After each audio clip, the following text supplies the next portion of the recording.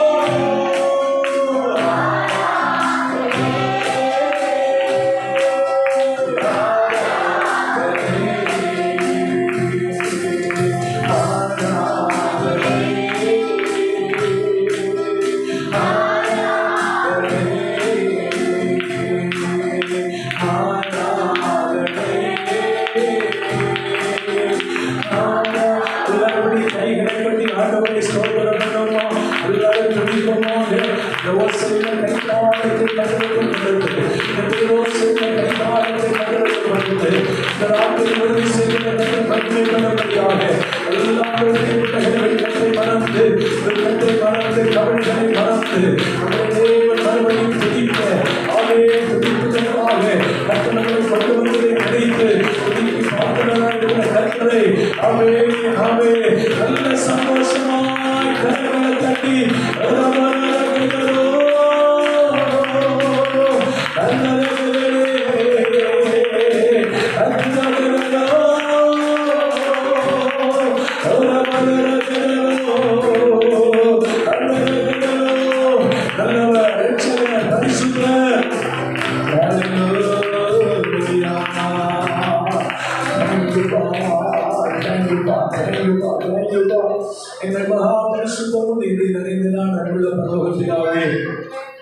அனுகிரகிக்கப்பட்டதான நல்ல அவருடைய இரவு பொழுதுக்காக நாங்கள் நன்றியோடு துதிக்கின்றோம்.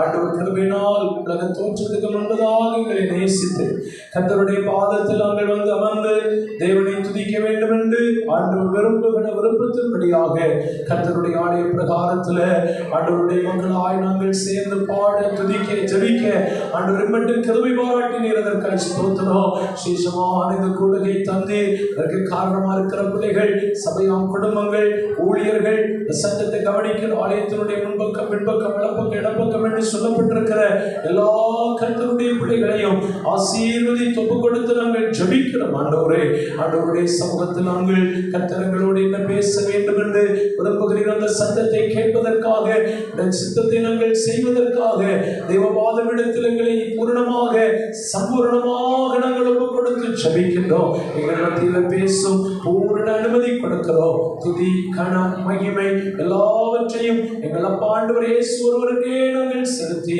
எங்களை தாழ்மைப்படுத்தி உங்களை மட்டும் நாங்கள் உயர்த்துகிறோம். அப்பா, நீங்க பெருகுங்க, நாங்கள் சிறுகுகிறோம். கர்த்தரும் ரட்சகருமா இருக்கிற இயேசு கிறிஸ்துவின் விலையேற பெற்ற அன்புள்ள நாமத்தினால் ஸ்தோத்திரத்தோடு ஜெபிக்கின்றோம். ஜெபம் கேளுங்கள் சொல்ல நல்ல பிதாவே, ஆமென் ஆமென். ஆண்டவருடைய பிள்ளைகள் எல்லாம் அப்படி கைகளை உயர்த்தி சந்தோஷமாக ஒரு முன்னலே சொல்லி தேவனை மகிமைப்படுத்துவோம். Praise God.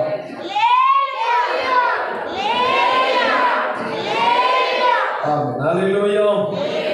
ஆண்டவருக்கு மகிமை உண்டாகட்டும். ஆமென். கர்த்தருடைய பாதபீடத்தில் வந்திருக்கிற எல்லா இடத்துக்குரிய ஆண்டவருடைய பிள்ளைகளையும் சீக்கிரமாய் வரப்போகின்ற அந்த ஆண்டவரும் உலக ரட்சகருமாக இருக்கிற இயேசு கிறிஸ்துவின் இணையற்ற அன்புள்ள நாமத்தில் உங்கள் எல்லாரையும் நாங்கள் வாழ்த்தி வரவேற்கிறோம். ஆண்டவர்களை தாராளமாக ஏராளமாக ஆசீர்வதிப்பாராக. ஆமென் ஆமென் சொல்லலையோ? கர்த்தர்களை ஆசீர்வதிப்பாராக என்ன சொல்லணுமா? ஆமென் சொல்லலைன்னா அது என்ன செய்யாது, கிடைக்காது. ஆமென் என்னும் நாமம் உடையவர் தான் நம்முடைய இயேசு. ஹல்லேலூயா. ஆமென். ஆண்டவர்களை ஆசீர்வதிப்பாராக நீங்க எல்லாரும் என்ன சொல்லணும்? ஆமென் சொல்லணும். அவருடைய நாமத்தை என்ன செய்யணும்? உச்சரிக்கணும். ஏன்னா வாக்குத்தத்தங்கள் எல்லாம் கிறிஸ்து இயேசுவுக்குள் ஆமென் என்றும் ஆமென் என்றும் இருக்கிறது. ஹல்லேலூயா. அப்ப ஆண்டவருடைய பிள்ளைகள் அதற்கு ஆமென் சொல்லி பழகணும். கர்த்தர்களை ஆசீர்வதிப்பாராக. இன்னும் வரல.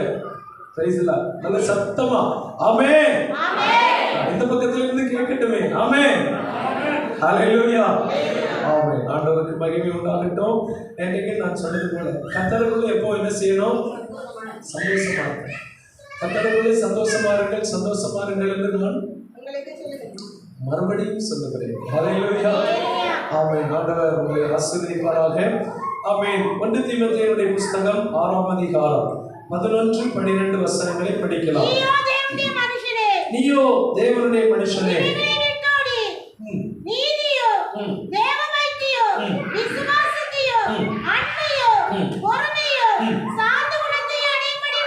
சாந்த குணத்தையும் அடையும்படி நாடு. விசுவாசத்தின் நல்ல போராட்டத்தை போராடு. நித்திய ஜீவனை பற்றிக்கொள். அதற்காகவே நீ அழைக்கப்பட்டாய். அநேக சாட்சிகளுக்கு முன்பதாக நல்ல அறிக்கை பண்ணினவனுமாய் இருக்கிறார். அல்லேலூயா. ஆமென். ஆண்டவருக்கு மகிமை உண்டாகட்டும். நேற்றைய ராத்திரி வேளையிலும் இந்த வார்த்தைகளை கொண்டுதான் கர்த்தருடைய ஆவியானவர் நம்மோடு கூட பேசினார். எந்த ஒரு மனிதனை ஆனாலும் ஆண்டவர் அழைத்திருக்கிறார் என்பது நிச்சயம். ஆண்டவர் என்னை, உங்களை, நம்மளை இன்னும் இந்த ஆவிக்குரிய வட்டாரங்களுக்குள் வந்தவர்கள், வந்து கொண்டிருக்கிறவர்கள், வரவேண்டியவர்கள் எல்லாரையுமே கர்த்தர் என்ன செய்திருக்கிறார்? அழைத்திருக்கிறார். சொல்லுங்க பாப்பா, என்ன செய்திருக்கிறார்? அழைத்திருக்கிறார். ஆண்டவருடைய அழைப்பு அப்படி என்று சொல்லுகிறது வேத புத்தகத்தில் பெரிது. ஆண்டவர் அநேக நோக்கத்திற்காக அழைத்திருக்கிறார். இந்த 1 தீமோத்தேயு 6 அதிகாரம் 11-12 வசனத்தின்படியாக ஆமென் ஒரு செய்திக்காக இந்த இடத்தில் இருக்கிற ஒரே ஒரு அழைப்பை எடுத்து பார்ப்போமானால், அந்த அழைப்பிற்கு 4 நோக்கங்கள் இருக்கிறது அப்படி என்று சொல்லி நம்ம படித்தோம். எத்தனை நோக்கங்கள் இருக்கிறது? 4 நோக்கங்கள். சத்தமா சொல்லுங்க, எத்தனை நோக்கங்கள்? 4 நோக்கங்கள். அப்ப ஆண்டவர் இந்த ராத்திரி வேளையிலும் ஆண்டவருடைய பிள்ளைகளாகி நம்மை ஆண்டவர் அழைத்ததற்கு ஆமென் பெரிய நோக்கங்கள் இருக்கிறது, இலக்கு இருக்கிறது. நோக்கங்கள் அப்படி என்று சொன்னால் ஒரு இலக்கு, ஒரு லட்சியம், ஒரு நாட்டம், ஆமென் ஆமென் கர்த்தரை குறித்ததான ஒரு நேர்பார்வை இருக்கிறது. ஆண்டவர் ஏதோ ஒரு நோக்கம் இல்லாமல் என்னையும், உங்களையும், நம்மையும், யாரையும் கர்த்தர் என்ன செய்யவில்லை? அழைக்கவில்லை. ஏதோ ஒரு நோக்கத்துக்காக அழைத்திருக்கிறார். அப்படி ஆண்டவருடைய பிள்ளைகள் பல நோக்கங்களை நீங்கள் அறிந்திருக்கலாம். ஆமென். ஒருவேளை நோக்கங்கள் அறியாமல் இருக்கலாம். ஒரு அல்லேலூயா சொல்லுங்க. நம்முடைய அழைப்பு தெரிந்து கொள்ளுதல் இன்னது என்பதை நம்ம ஆக்குவதற்கு நம்ம யாரா இருக்கணுமோ? ஜாக்கிரதையா இருக்கணுமா? 2 பேதுருடைய புஸ்தகம் அதனுடைய 1 அதிகாரம் 11வது வசனத்தை வாசித்து பாருங்கள். 2 பேதுரு 1:11.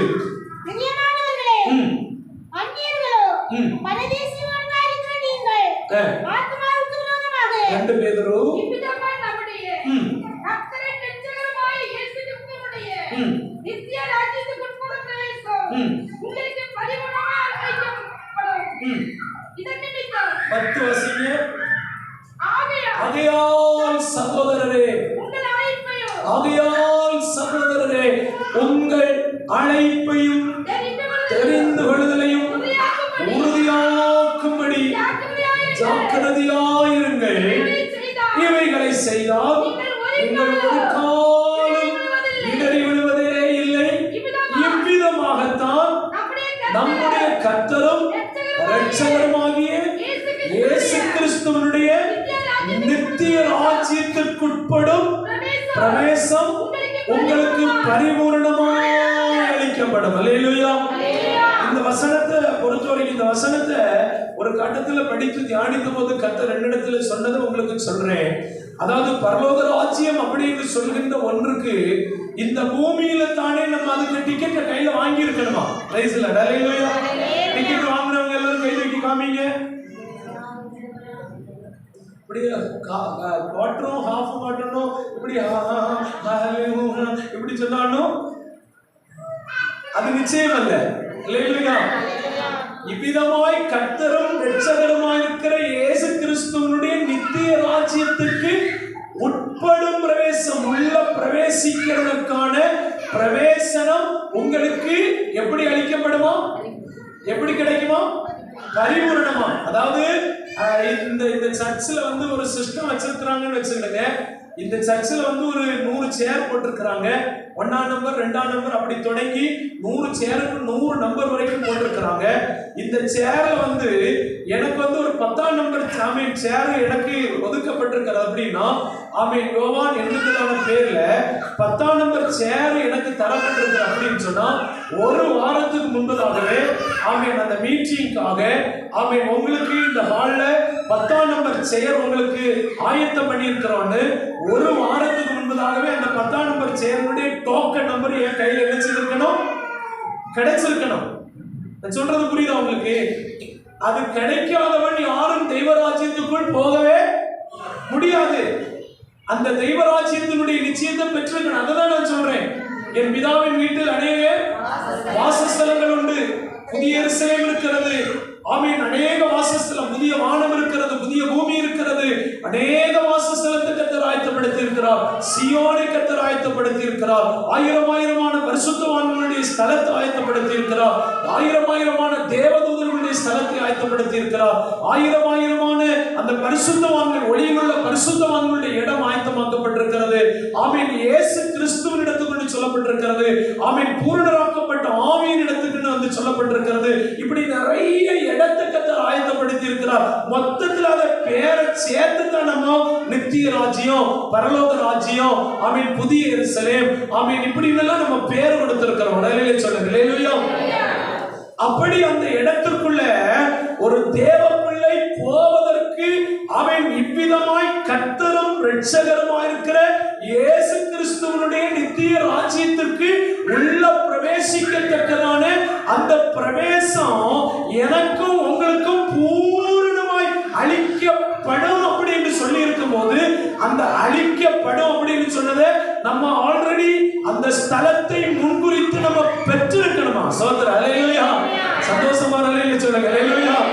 இது முதல் எனக்காய் நீதியின் கிரீடம் வைக்கப்பட்டிருக்கு. மத்தியில அந்த அந்த மலையாளத்துல சொல்லுவாங்க இல்ல, பிரத்யாசையை மத்தியில அந்த நம்பிக்கையை மத்தியில. சோதரர் அல்லேலூயா. அது அசைவில்லாத ஒரு நம்பிக்கை. அப்படின்னா இது எப்படி எனக்கு சாத்தியமாகும் அப்படின்னு கேட்டா, அதனாலதான் அங்க சொல்லப்பட்டிருக்கிறது, ஆகையால் சகோதரரே உங்கள் அழைப்பையும் தெரிந்து கொள்ளுதலையும் உறுதியாக்கும்படிக்கு நீங்க என்ன செய்யணும்? ஜாக்கிரதையாக்கணும். அங்க போய் செய்ய வேண்டிய காரியம் இல்ல, இதெல்லாம் என்ன செய்ய வேண்டிய காரியம்? என்னை இதுக்கு தான் அழைச்சிருக்கிறார், என்னை இந்த காரியத்துக்கு தான் அழைச்சிருக்கிறார். இந்த அழைப்பையும் இந்த செலக்டிங் ஆண்டவர் நம்மளை பண்ணி இருக்கிறார் இல்லையா, செலக்ட் பண்ணி இருக்கிறார் இல்லையா, தெரிந்தெடுத்திருக்கிறார் இல்லையா, இந்த தெரிந்தெடுக்குதலையும் உறுதியாக்கும்படிக்கு நான் யாரா இருக்கணும்? ஜாக்கிரதையா இருக்கணும். சோதரர் அல்லேலூயா. ஆமென். அதாவது இப்போ கொஞ்சம் சிஸ்டம் மாறிச்சு. பண்டு காலத்துல எல்லாம் நம்ம எக்ஸாம் எழுதிட்டு ரிசல்ட் என்ன நாளையில வெளிப்படும் அப்படின்னு சொல்லும் போது காலையிலே நம்ம துரிதமா எங்க போய் நிற்போம்? பள்ளிக்கூடத்துல போய் நிற்போம் இல்லையா, ஸ்கூல்ல நிற்போம். எதுக்கு?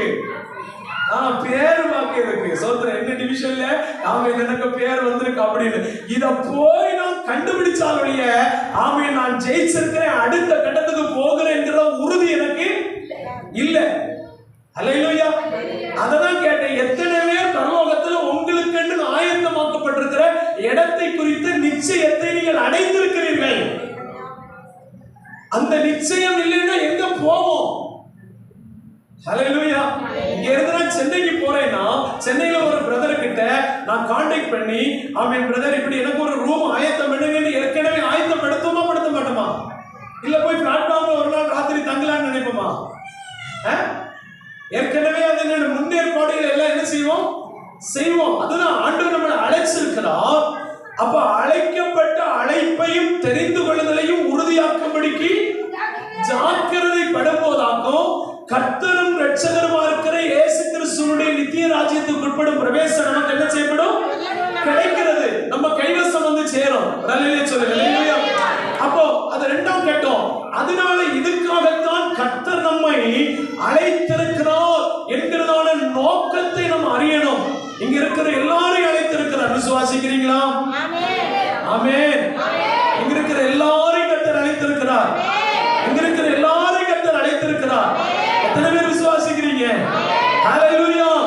அந்த அழைப்பில் ஒரு அழைப்பாக்கும், அந்த அழைப்பின் நோக்கத்தில் ஒரு நோக்கமாக நேற்றைக்கு ராத்திரி வேளையில லேசாக உங்களுக்கு சொல்லி தந்தேன். ஆண்டவருடைய ஆவியானவருடைய உதவியோடு நம்ம படிக்க உதவி செய்தால் ஒன்றாவது நோக்கம் என்னது?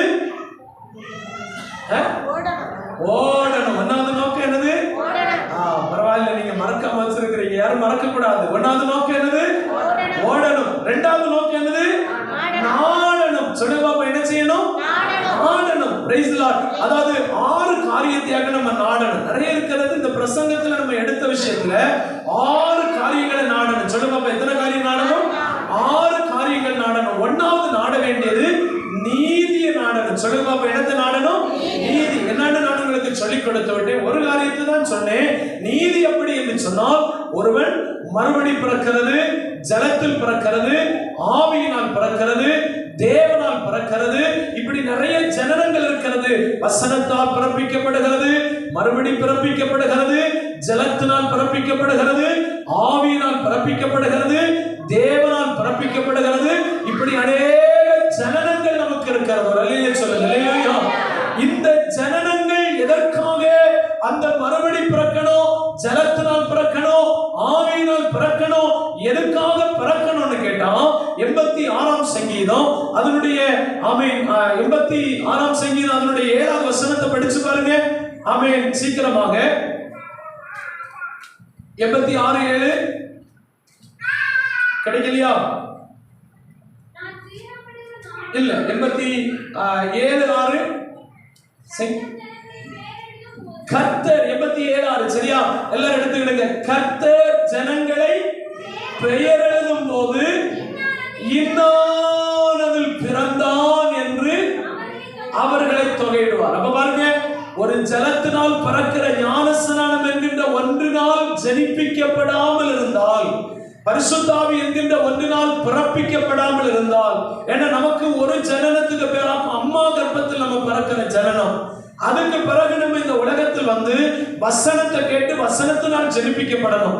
அந்த வசனத்துக்காக நம்ம வாழ்க்கையை அர்ப்பணிக்கிறது தான் மறுபடி பிறந்தல். அந்த மறுபடி பிறந்தவர்கள் தான் ஆமென் ஜலத்தில் பிறக்கணும். ஞானஸ்நானம் அப்படின்னு சொன்னேன், ஜலத்தினால் பிறக்கணும். ஜலத்தினால் பிறந்ததோடு நிற்க கூடாது, ஆவியினால் பிறக்கணும்.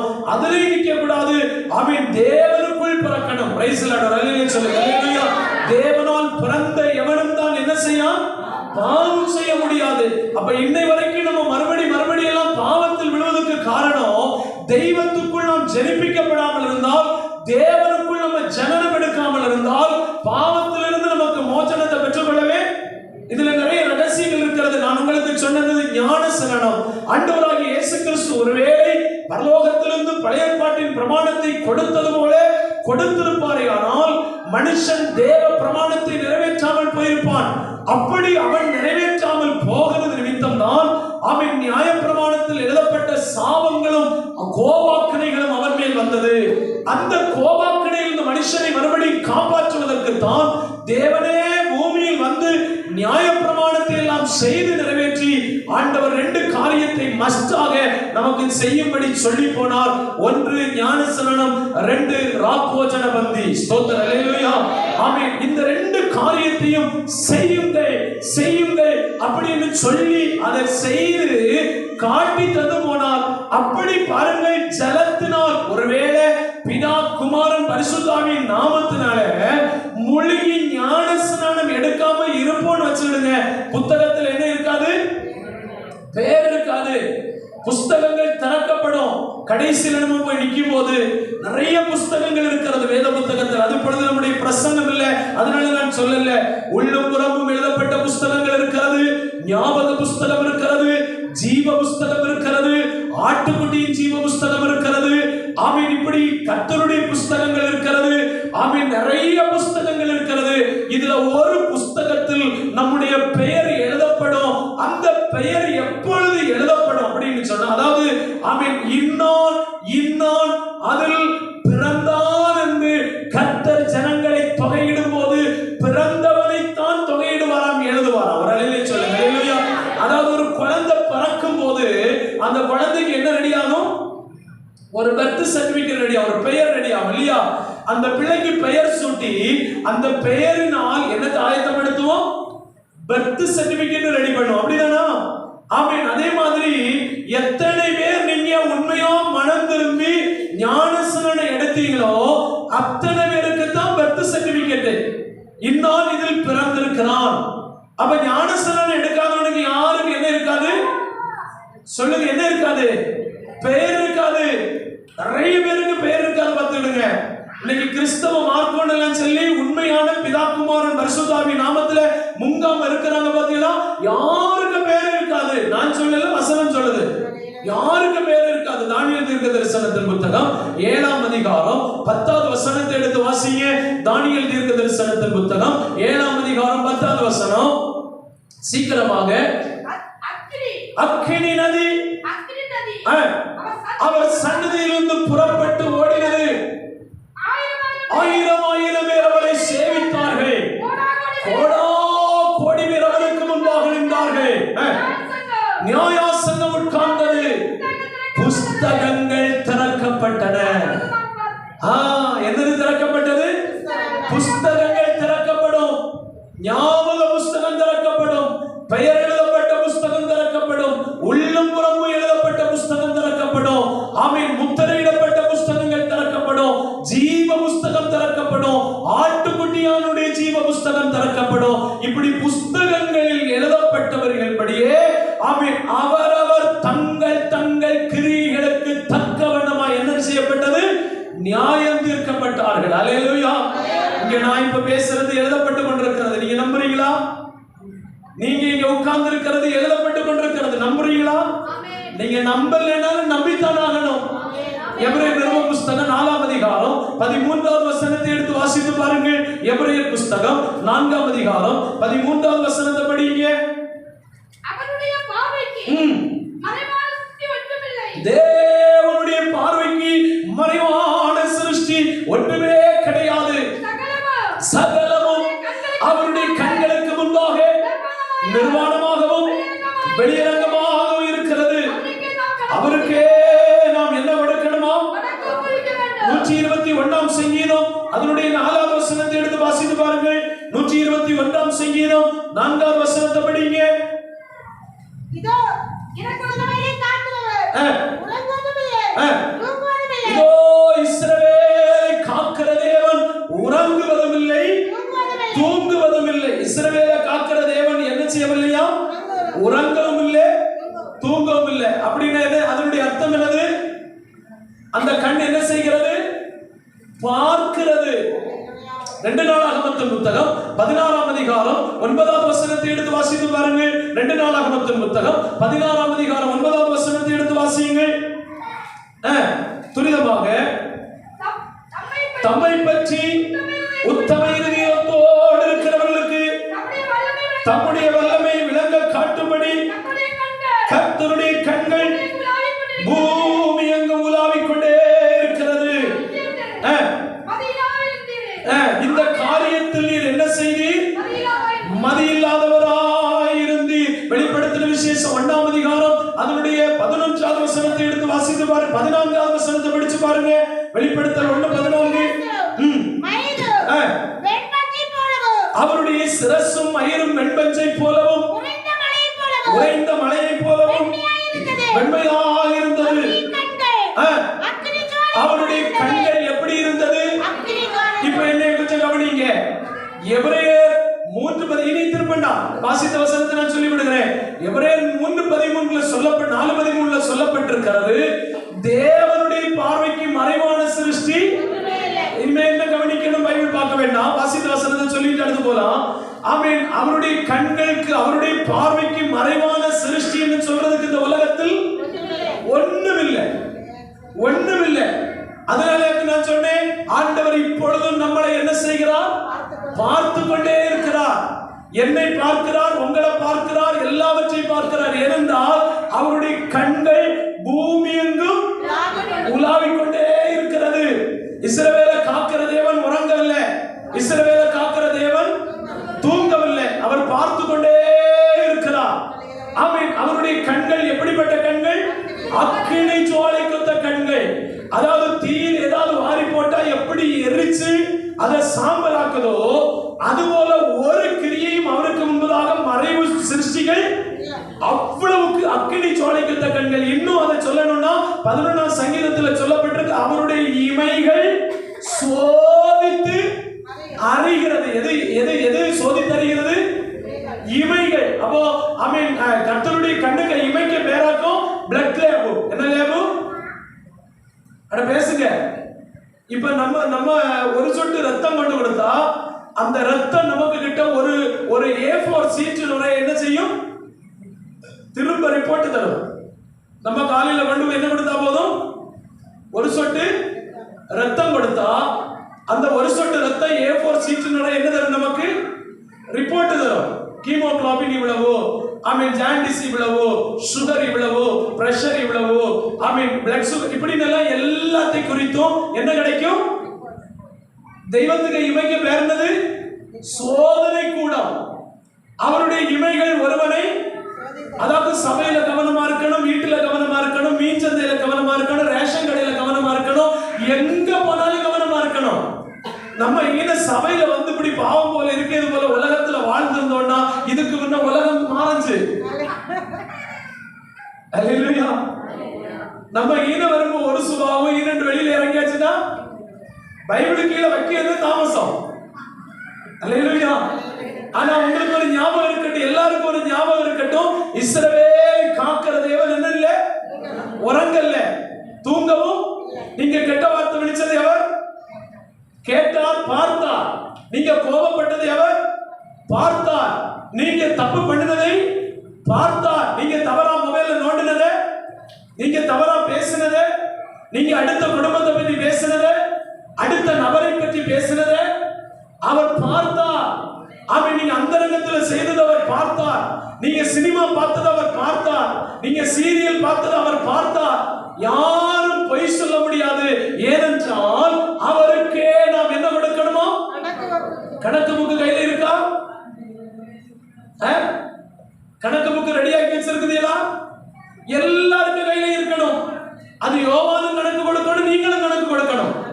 கணக்கு கொடுக்காம ஒண்ணு தப்பு பண்ண முடியாது. ஏன்னா இயேசு வருகையின் ஒரு நோக்கம், அது வருகை பற்றின செய்தி. வருகையின் ஒரு நோக்கம் என்னத்துக்கு வருகிறார்? கணக்கு கேட்க வருகிறார். ஆமென், கணக்கு கேட்க. அப்ப நம்ம என்ன சொல்லுவோம்? அப்படியா, எனக்கு ஞாபகம் இல்லையே, நானா செஞ்சேன், அப்படியா, அப்படி இப்படின்னு சொல்லிட்டு நம்ம ஏதாவது சாக்கு போக்கு சொன்னா என்ன நடக்குமா? மல்கியா தீர்க்கதரிசனத்தின் புத்தகம் 3ஆம் அதிகாரம் 16வது வசனத்தை படிச்சு பாருங்க. மல்கியா தீர்க்கதரிசனத்தின் புத்தகம் 3ஆம் அதிகாரம் 16வது வசனம். அப்பொழுது கர்த்தருக்கு பயந்தவர்கள் ஒருவரோடு ஒருவர் பேசிக் கொள்வதை கர்த்தர் கவனித்து கேட்பார். கர்த்தருக்கு பயந்தவர்களுக்கும் அவருடைய நாமத்தை தியானிக்கிறவர்களுக்காகவும் என்ன புஸ்தகம் ஆயத்தமாக்கப்பட்டது? ஞாபக புஸ்தகம் ஆயத்தமாக்கப்பட்டது. அப்ப மறந்தவர்களுக்கெல்லாம் ஞாபகப்படுத்தது. உடனே புஸ்தகத்தை திறந்து என்ன செய்வார்? ஆமென். இப்ப பாருங்க, என்னைய ஒரு நிமிஷம் பாருங்க. எனக்கு தெரியாது, நான் அப்படி செய்யல ஏசப்பா, நான் அவளை திட்டமே இல்லை. திட்டலையோ நீ அப்படின்னு சொல்லிட்டு என்னத்தை காட்டி தருவார்? புஸ்தகத்தை காட்டி தருவார். ஏன்னா ரெக்கார்டிங்கள் பயங்கரமாக இல்லையா? எழுத்து பயங்கர எஃபெக்டிங் உண்டு இல்லையா? நம்ம என்னத்துக்காக சொத்தெல்லாம் அவன் ரெஜிஸ்டர் பண்ணி வாங்குறோம்? அந்த எழுத்துக்கு என்ன உண்டு? பயங்கர மதிப்பு உண்டு, பயங்கர விலை உண்டு. அதாக்கும் பேசும். ஓர்க்கில் அதாக்கும் என்ன செய்யும்? சொல்லுங்க, பேசும். ஜட்ஜ்மெண்ட்ல பேசுறதெல்லாம் இப்ப வேற ஒண்ணும் இல்லை, எழுத்தாக்கும் பேசுது. அதனால நல்ல ஞாபகமா இருக்கணும். எப்பவும் நமக்கு தான் வா உண்டு, நமக்கு தான் நாக்குண்டு, தயவு செய்து யாருக்கிட்டையும் பேசிடாதீங்க. எனக்கு தான் கால் உண்டு, எனக்கு தான் கை உண்டு, எனக்கு தான் பணம் உண்டு நம்ம தயவு செய்து யாருக்கிட்ட என்ன செய்யறது? காட்டுறது. அல்லேலூயா. ரொம்ப கவனமா இருக்கணும், ரொம்ப ஞாபகமா இருக்கணும். எல்லாத்தையும் எழுதி அவன் கர்த்தர் கவனித்து கேட்டு அதெல்லாம் ஞாபகப்படுத்துவார். அல்லேலூயா. நியாய தீர்ப்பு கடினம். அதனால புத்தகத்தில் எல்லாம் என்ன செய்யப்பட்டிருக்கிறது? ரொம்ப கவனமா வாழுங்க தேவ பிள்ளையே, சபையே. தேவனுடைய பார்வைக்கு மறைவானது ஒண்ணும். அவர் ராத்திரி பகலா உறங்காம பார்க்கிறார். உங்க வேதனைகளையும் பார்ப்பார், உங்க துன்பத்தையும் பார்ப்பார், உங்க வருத்தத்தையும் பார்ப்பார். அதே நேரத்தில் தப்புகள், தவறுகள், குற்றங்கள், குறைகள் எல்லாத்தையும் பார்ப்பார். எத்தனை பேர் விசுவாசிக்கிறீங்க? ஆமென். அவருடைய கண்களுக்கு மறைவான. அப்படி ஆண்டவர் அவனவன் செய்கிற கிரியைகளுக்கு நியாய தீர்ப்பு கொடுக்க புத்தகம் ஆயத்தப்படுத்து. அதுல ஒரு புத்தகமாகவும் நம்முடைய பெயர் எழுதப்படுகிற புஸ்தகம். இதே போல புத்தகம் என்ன செய்யப்படும்? திறக்கப்படும். புஸ்தகம் திறக்கப்படும் போது புஸ்தகத்துல என்ன இருக்கணும்? பெயர் இருக்கணும். யாருக்கு பெயர் எழுதப்படும்? கர்த்தர் ஜனத்தை தொகையிடும் போது இன்னாளில் பிறந்தான் என்றுதான் தொகையிடுவாரோ. அப்போ எப்படி ஒரு குழந்தை பிறக்காம அதுக்கு பெயர் சூட்ட முடியாதோ, அதுக்கு ஒரு சர்டிபிகேட் ஆயத்தப்படுத்த முடியாதோ, அதுக்கு ஒரு ரெஜிஸ்டர்ல பெயர் பதிவு செய்ய முடியாதோ, அதனாலயாக்கும் ஞானஸ்நானம் எடுக்கலேனோ. ஆமென். மனம் திரும்பி பிதா குமாரன் பரிசுத்தாவின் நாமத்தினால் முழுகி ஞானஸ்நானம் எடுக்கலேனா பெயர் என்ன செய்ய முடியாது? அது ஒரு நீதி. அந்த நீதி கர்த்தர் நிறைவேற்றுவதற்காக, அந்த நீதியை நிறைவேற்றுவதற்காக எல்லாரும் ஞானஸ்நானம் எடுத்ததானாக. அல்லேலூயா. ஆமென். வேதம் சொல்லுகிறது மார்க் 16:16, விசுவாசம் உள்ளவனாகி ஞானஸ்நானம் பெறுகிறவன் எவனோ அவன் மட்டும்தான். அப்படின்னா இன்னைக்கு எத்தனை சபை ரட்சிக்கப்படும்? குழந்தைகளை ஞானஸ்நானம் எடுக்கிறாங்க, விசுவாசம் அந்த குழந்தைக்கு வரவே இல்லை. ஆனா வசனம் சொல்லி தருகிறது, ஒருவன் விசுவாசம் உள்ளவனாய் மாறித்தான் ஞானஸ்நானம் எடுக்கணும். நிறைய பேர் விசுவாசம் வருவதற்கு முன்பதாகவே ஞானஸ்நானம் எடுத்திருக்கிறாங்க. ஒருவேளை நீங்க தெரியாம பண்ணியிருக்கலாம், அறியாம பண்ணியிருக்கலாம். கர்த்தராகிய இயேசு கிறிஸ்துவை நீ உன் வாயினால் அறிக்கையிட்டு தேவன் அவரை மரித்தோரிலிருந்து எழுப்பினார் என்று ரட்சிப்பு கிடைக்கும் என்று ரோமர் 10:9-10 சொல்லி தருகிறது. அப்படினால் பாருங்கள், விசுவாசத்தினால் வருவதற்கு முன்பதாக, விசுவாசம் வருவதற்கு முன்பதாக இயேசுவினுடைய பாவத்தை மன்னித்தார் என்கின்ற விசுவாசம் வருவதற்கு முன்பதாக யார் ஞானஸ்நானம் எடுத்தாலும் சரி ஆக்கினைக்கு தப்பவே முடியாது. நாங்க சொல்லல, வசனம் சொல்லி தருகிறது. விசுவாசம் உள்ளவனாகி ஞானஸ்நானம் எடுத்தால் தான் ரட்சிப்பே கிடைக்கும், மற்றபடி அவனுக்கு ரட்சிப்பே கிடைக்காது. கிறிஸ்தவனாகலாம், கிறிஸ்தவனாய் வாழ்ந்து கொண்டிருக்கலாம், சர்ச்சில் உங்க ரெஜிஸ்டர்ல பேர் ஒரு இருக்கலாம், இதனால ஒண்ணு நம்ம எங்க போய் சேர முடியாது. சொல்லுங்களே, சத்தமா சொல்லுங்களே. அதனால நீதி நிறைவேற்றணும். அப்போ ஓடணும் மட்டுமல்ல, நாடணும். நாடுவதுல ஒண்ணாவது எதை நாடணும் அப்படின்னா நீதியை நாடணும். சொல்லுங்க பாப்பா, எதை நாடணும்? நீதியை நாடணும். இரண்டாவது தேவபக்தியை நாடணும். அதே லேசா உங்களுக்கு நினைவுபடுத்தினேன். தேவபக்தி என்றால் என்ன? 2 தீமோத்தேயுடைய புத்தகம் அதனுடைய 3ஆம் அதிகாரம் அதனுடைய 2வது வசனத்திலிருந்து 5வது வசனம் வரை இல்லமா, 5வது வசனம் வரையிலும் சில காரியங்கள் அங்கே சொல்லப்பட்டிருக்கிறது. நேற்றைக்கு வாசித்ததுனால நானே சொல்லித் தருகிறேன். இந்த ஆமீன் செய்திக்கு கோர்வையாக ஆமீன் ஒரே ஒரு வசனத்தை ஆமீன் நான் உங்களுக்கு ஆதாரப்படுத்தினேன். 5வது வசனத்தில் தேவபக்தியின் வேஷத்தை தனித்தப்ப, தேவபக்தியின் வேஷம் அப்படி என்று சொன்னால் 2வது வசனத்திலிருந்து அந்த 4வது வசனத்தினுடைய முடிவு வரைக்கும் சொல்லப்பட்டிருக்கிற காரியங்களுக்கு என்னது? சொல்லுங்க, என்னது? தேவபக்தியின் வேஷம். அப்ப தேவபக்தி என்றால் என்ன? தேவபக்தி என்று சொன்னால் சொல்லிவிடுகிறேன், நீங்க புரிந்து வைத்துக் கொள்ளுங்கள். தேவபக்தி என்று சொன்னால் ஆமீன் பிறர் நலனை நாடி வாழ்வது. 2 பண ஆசை அற்றவர்களாய் வாழ்வது. 3 வீம்பு பண்ணாமல் வாழ்வது. 4 அகந்தை இல்லாமல் வாழ்வது. 5 தூசியாமல் வாழ்வது. 6 கீழ்ப்படிந்து வாழ்வது.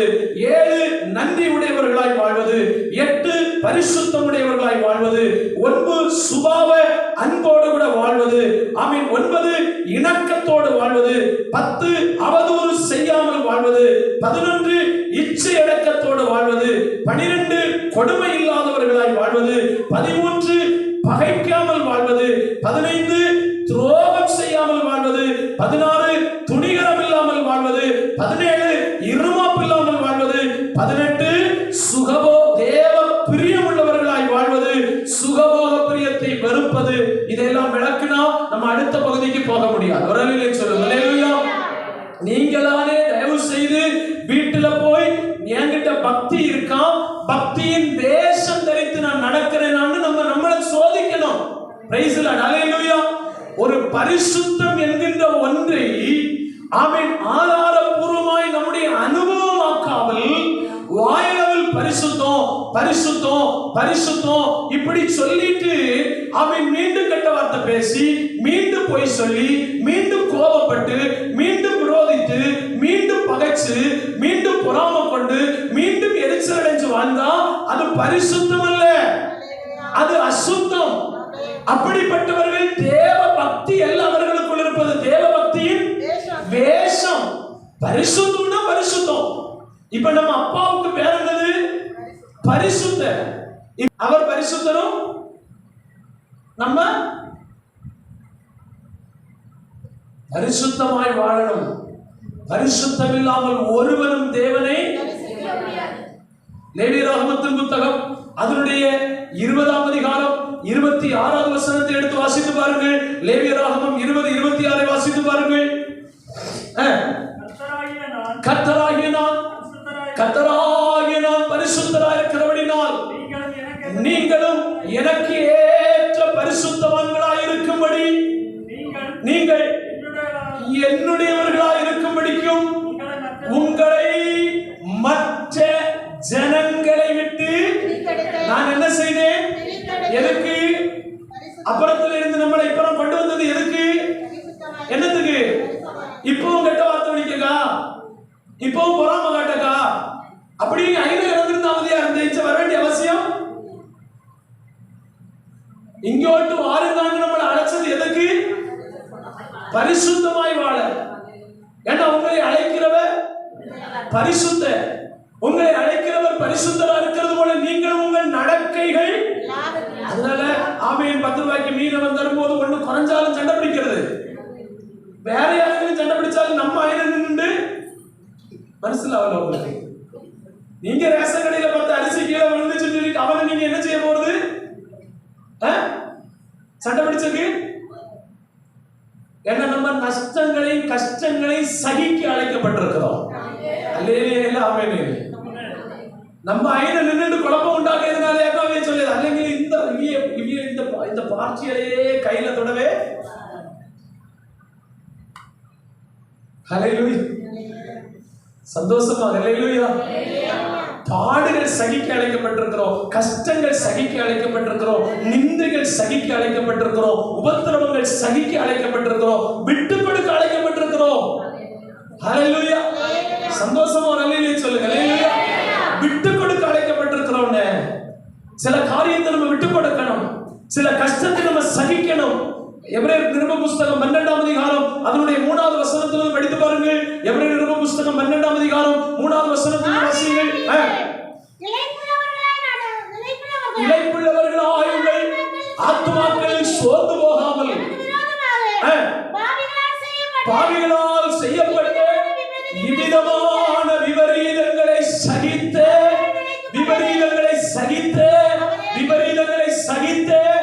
அவரை என்ன செய்யுங்கள்? நினைத்துக் கொள்ளுங்கள். அல்லேலூயா.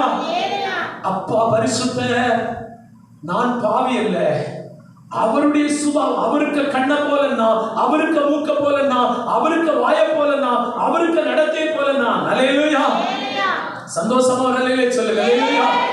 ஸ்நாபக யோவானிடத்துல வந்து கேக்குறாங்க, நீர் யாரு?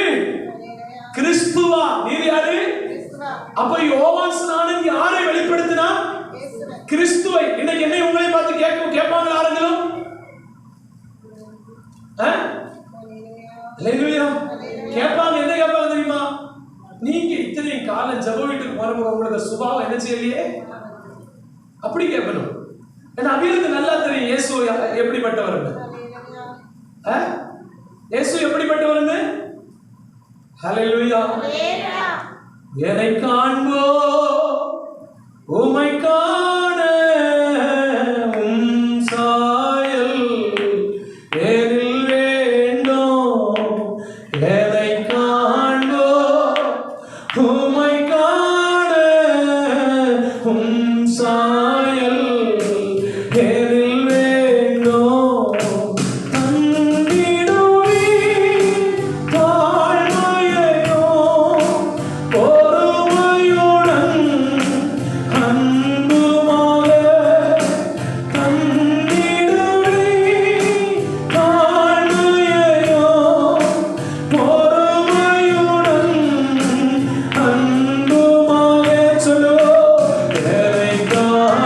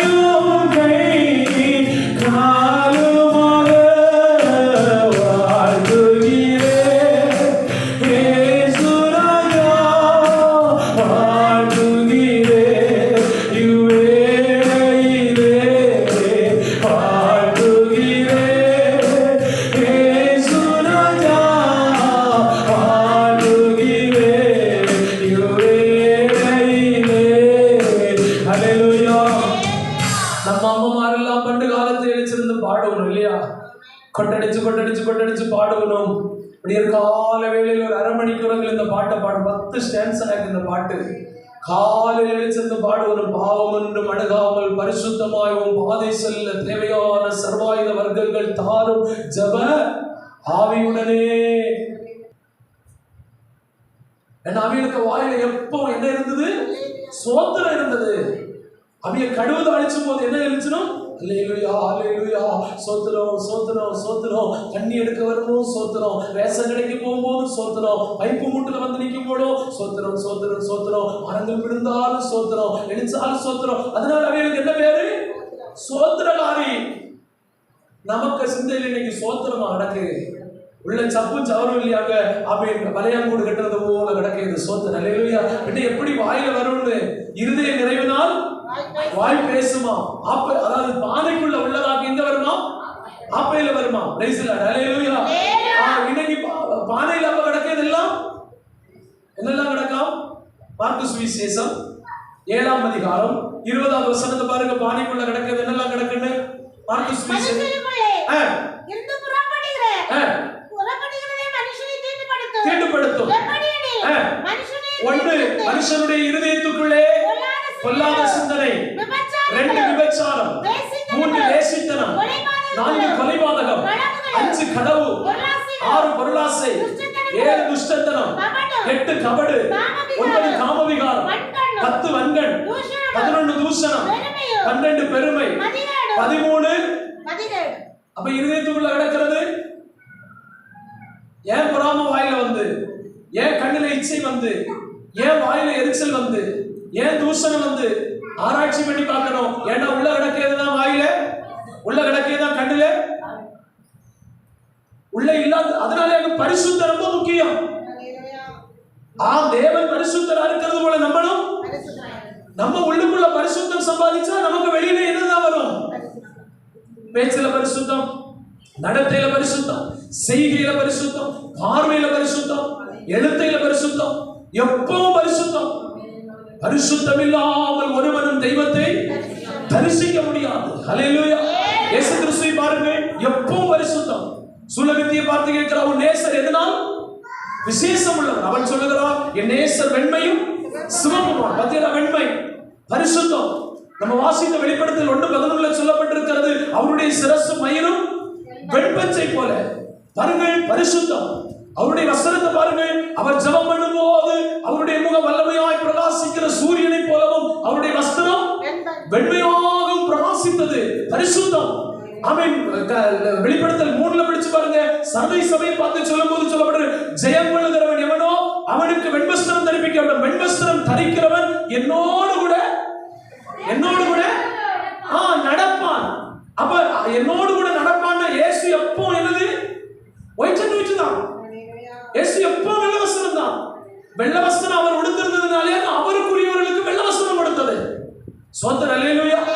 ஆசாரியனுடைய உதடுகள் அறிவை காக்க வேண்டும். அவன் வாயில் வேதத்தை தேடுவார்கள். எழுந்தால் அவன் சேனைகளுடைய கர்த்தரின் தூதன். தூதனுக்கு வஸ்திரம் என்னது? கல்லறையில வந்து உட்கார்ந்து இருந்தாங்க. என்ன வஸ்திரம் எடுத்திருந்தாங்க? வெள்ளுடை தெரிந்தவர்களா இருந்தாங்க. அதனால தூது அறிவிக்கிறவர்கள் எல்லாரும் வெள்ளத்து போட்டு நிற்கிறது. அவன் பிரசங்கிக்கிறவர்கள் வெள்ள வஸ்திரம் எடுக்கிறது. அதாக்கும். ஏனென்றால் அவன் தூதன். சோத்திரம். அல்லேலூயா. இயேசு ஒரு வேஷம், நம்ம ஒரு வேஷம். இன்றைய காலத்தின் சபை, நிகழ்கால சபை. அவரே என்னை இப்ப மணாளன் மணவாளிமாங்க. நம்ம இப்ப மணவாளன் ஒரு கோலத்திலே, மணவாட்டி ஒரு கோலத்திலே நின்று கல்யாணம் நடக்குமா? நம்ம எல்லாரும் காத்திருக்கிறது என்னதுக்கு? மணவாளனுக்கு கிட்ட போய் அட ஜோடி பொருத்தம் இல்லாத சபையை சேர்க்கால தெய்வம் மாறுது. மணவாளனுக்கு ஏற்ற மணவாட்டி. ஆனா இந்த காலத்துல நான் சொல்றேன், எத்தனை செலக்டிங் வச்சிருப்போம். ஹைட்டா இருக்கணும், வெயிட்டா இருக்கணும், ஆமென், அகலம் இத்தனை இருக்கணும், நீளம் இத்தனை இருக்கணும், இத்தனை அங்குலம் இருக்கணும். இப்படி இல்ல. இது போல அவருடைய சபைக்கும் மணவாளன் என்கிற அவர் மணவாளியின் இடத்தில் சில தகுதி எதிர்பார்க்கிறார். அதுல 1வது தகுதிக்கு பேராகும் பரிசுத்தம். அல்லேலூயா. ஒன்றியத்தினுடைய புத்தகம் 1ஆம் அதிகாரம் 15-16வது வசனத்தில் படிக்கும் போது அங்க சொல்லப்பட்டிருக்கிறது, நான் உங்களை அழைக்கிறவர் பரிசுத்தராக இருக்கிறது போல நீங்களும் யாராயிருக்கணும்? உங்கள் நடக்கைகள் எல்லாவற்றிலும் என்ன செய்யணும்? பரிசுத்தராக இருக்கணும். அல்லேலூயா. அப்ப நம்மளை அழைச்சவர் யாரு? பரிசுத்தர். அப்ப நம்ம யாரு? தேவபக்தியின் தேசத்துல ஒன்னையாக நான் சொன்னேன், ஒரு பாயிண்டாக சொன்னேன், பரிசுத்தம் இல்லாமல் நடப்பார்களா? பேரு என்ன பேரு? கிறிஸ்தவர்கள், கிறிஸ்துவுக்குரியவர்கள் பேரு. ஆனா வாழ்க்கையில் என்ன இல்லை? பரிசுத்தம் இல்லை. குற்றம் சாட்டுறதுன்னு தயவு செய்து நினைச்சனே, ஆவியானவர் தருகிறத நம்ம சபைக்கு பேசிக் கொண்டிருக்கிறோம். அல்லேலூயா. பரிசுத்தம் ரொம்ப முக்கியம். அதுபோல இங்க 2 தீமோத்தேயு புத்தகத்தில் எழுதப்பட்டிருக்கிற அத்தனை குணங்களையும் நானும் நீங்களும் சோதனை பண்ணணும். சோதிச்சு சோதிச்சு சோதிச்சு சோதிச்சு, ஆண்டவரே நான் தேவபக்தியின் வேஷம் தரிச்சிருக்கிறேனா, இல்ல சரியான பக்தி ஜீவிதம் ஜீவிக்கிறேனா, அல்ல பக்தியின் வேஷம் என்னிடத்துல இருக்கிறதா? இன்னைக்கு உண்மையிலே நான், அதாவது சபைக்கு என்ன பேர் தெரியுமா? மாறு வேட போட்டி. அல்லேலூயா. இயேசு ஒரு வேஷம், நம்ம எல்லாம் மாறு வேட போட்டிகளை நம்மளை அழைச்சது. நம்மளை நிஜ கிறிஸ்தவர்களாய் மாற கர்த்தர் அழைத்திருக்கிறார். அல்லேலூயா. ஆமென். நிஜ கிறிஸ்தவர்களாய் மாற, தோற்றத்திலும் வேஷத்திலும் ரூபத்திலும் நடத்தையிலும் செய்கையிலும் வாக்குகளிலும் எல்லாத்திலையும் தெய்வத்தை போல மாறணும். அல்லேலூயா. ஒன்றியோவான் நிருப புஸ்தகம் 3ஆம் அதிகாரம் அதனுடைய 3வது வசனத்தை படிச்சு பாருங்கள். ஒன்றியோவான் நிருப புஸ்தகம் 3ஆம் அதிகாரம் 3வது வசனம். சீக்கிரமாய் வாசியுங்கள். அவர் மேல் இப்படிப்பட்ட நம்பிக்கை வைத்திருக்கிறவர்கள் எவர்களும் அவர் சுத்தமுள்ளவராய் இருக்கிறது போல தன்னையும் என்ன செய்து கொள்ளணும்? அவர் சுத்தமுள்ளவராய் இருக்கிறது போல. அவர் மேல நமக்கு என்ன நம்பிக்கை? 2வது வசனத்தை படிச்சு பாருங்க. ஒன்றியோவான் 3:2.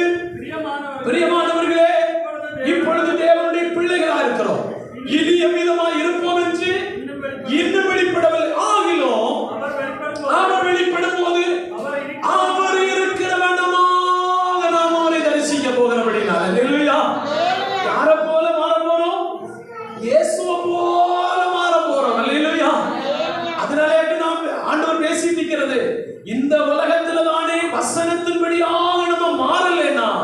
ஒன்றியோவான் நிருப புஸ்தகம் 2ஆம் அதிகாரம் 6வது வசனத்தை படிச்சு பாருங்க. ஒன்றியோவான் நிருப புஸ்தகம் 2.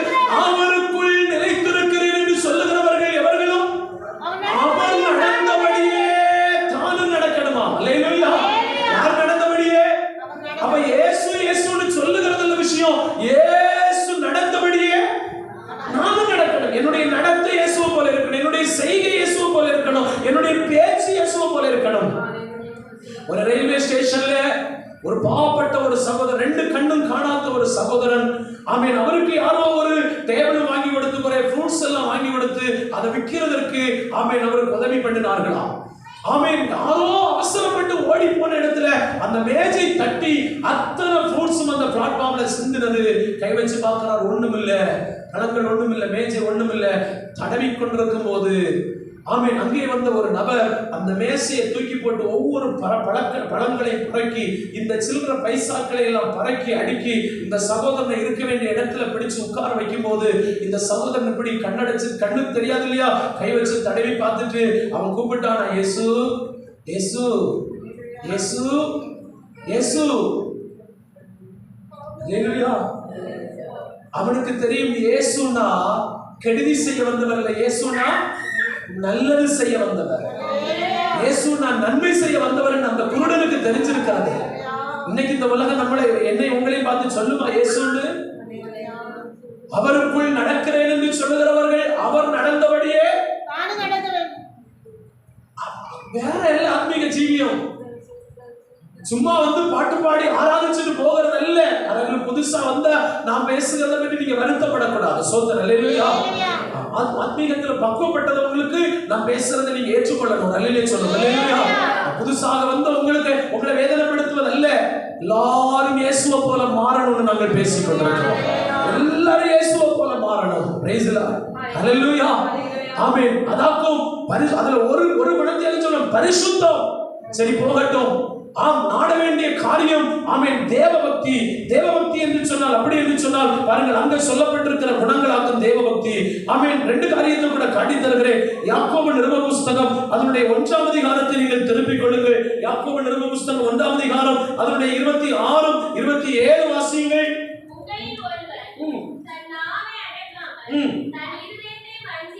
உங்களில் ஒருவன் தன் நாவை அடக்காமல் தன் இருதயத்தை வஞ்சித்து தன்னை தேவபக்தி உள்ளவர் என்று சொன்னால் அவனுடைய தேவபக்தி வீணாயிருக்குமே.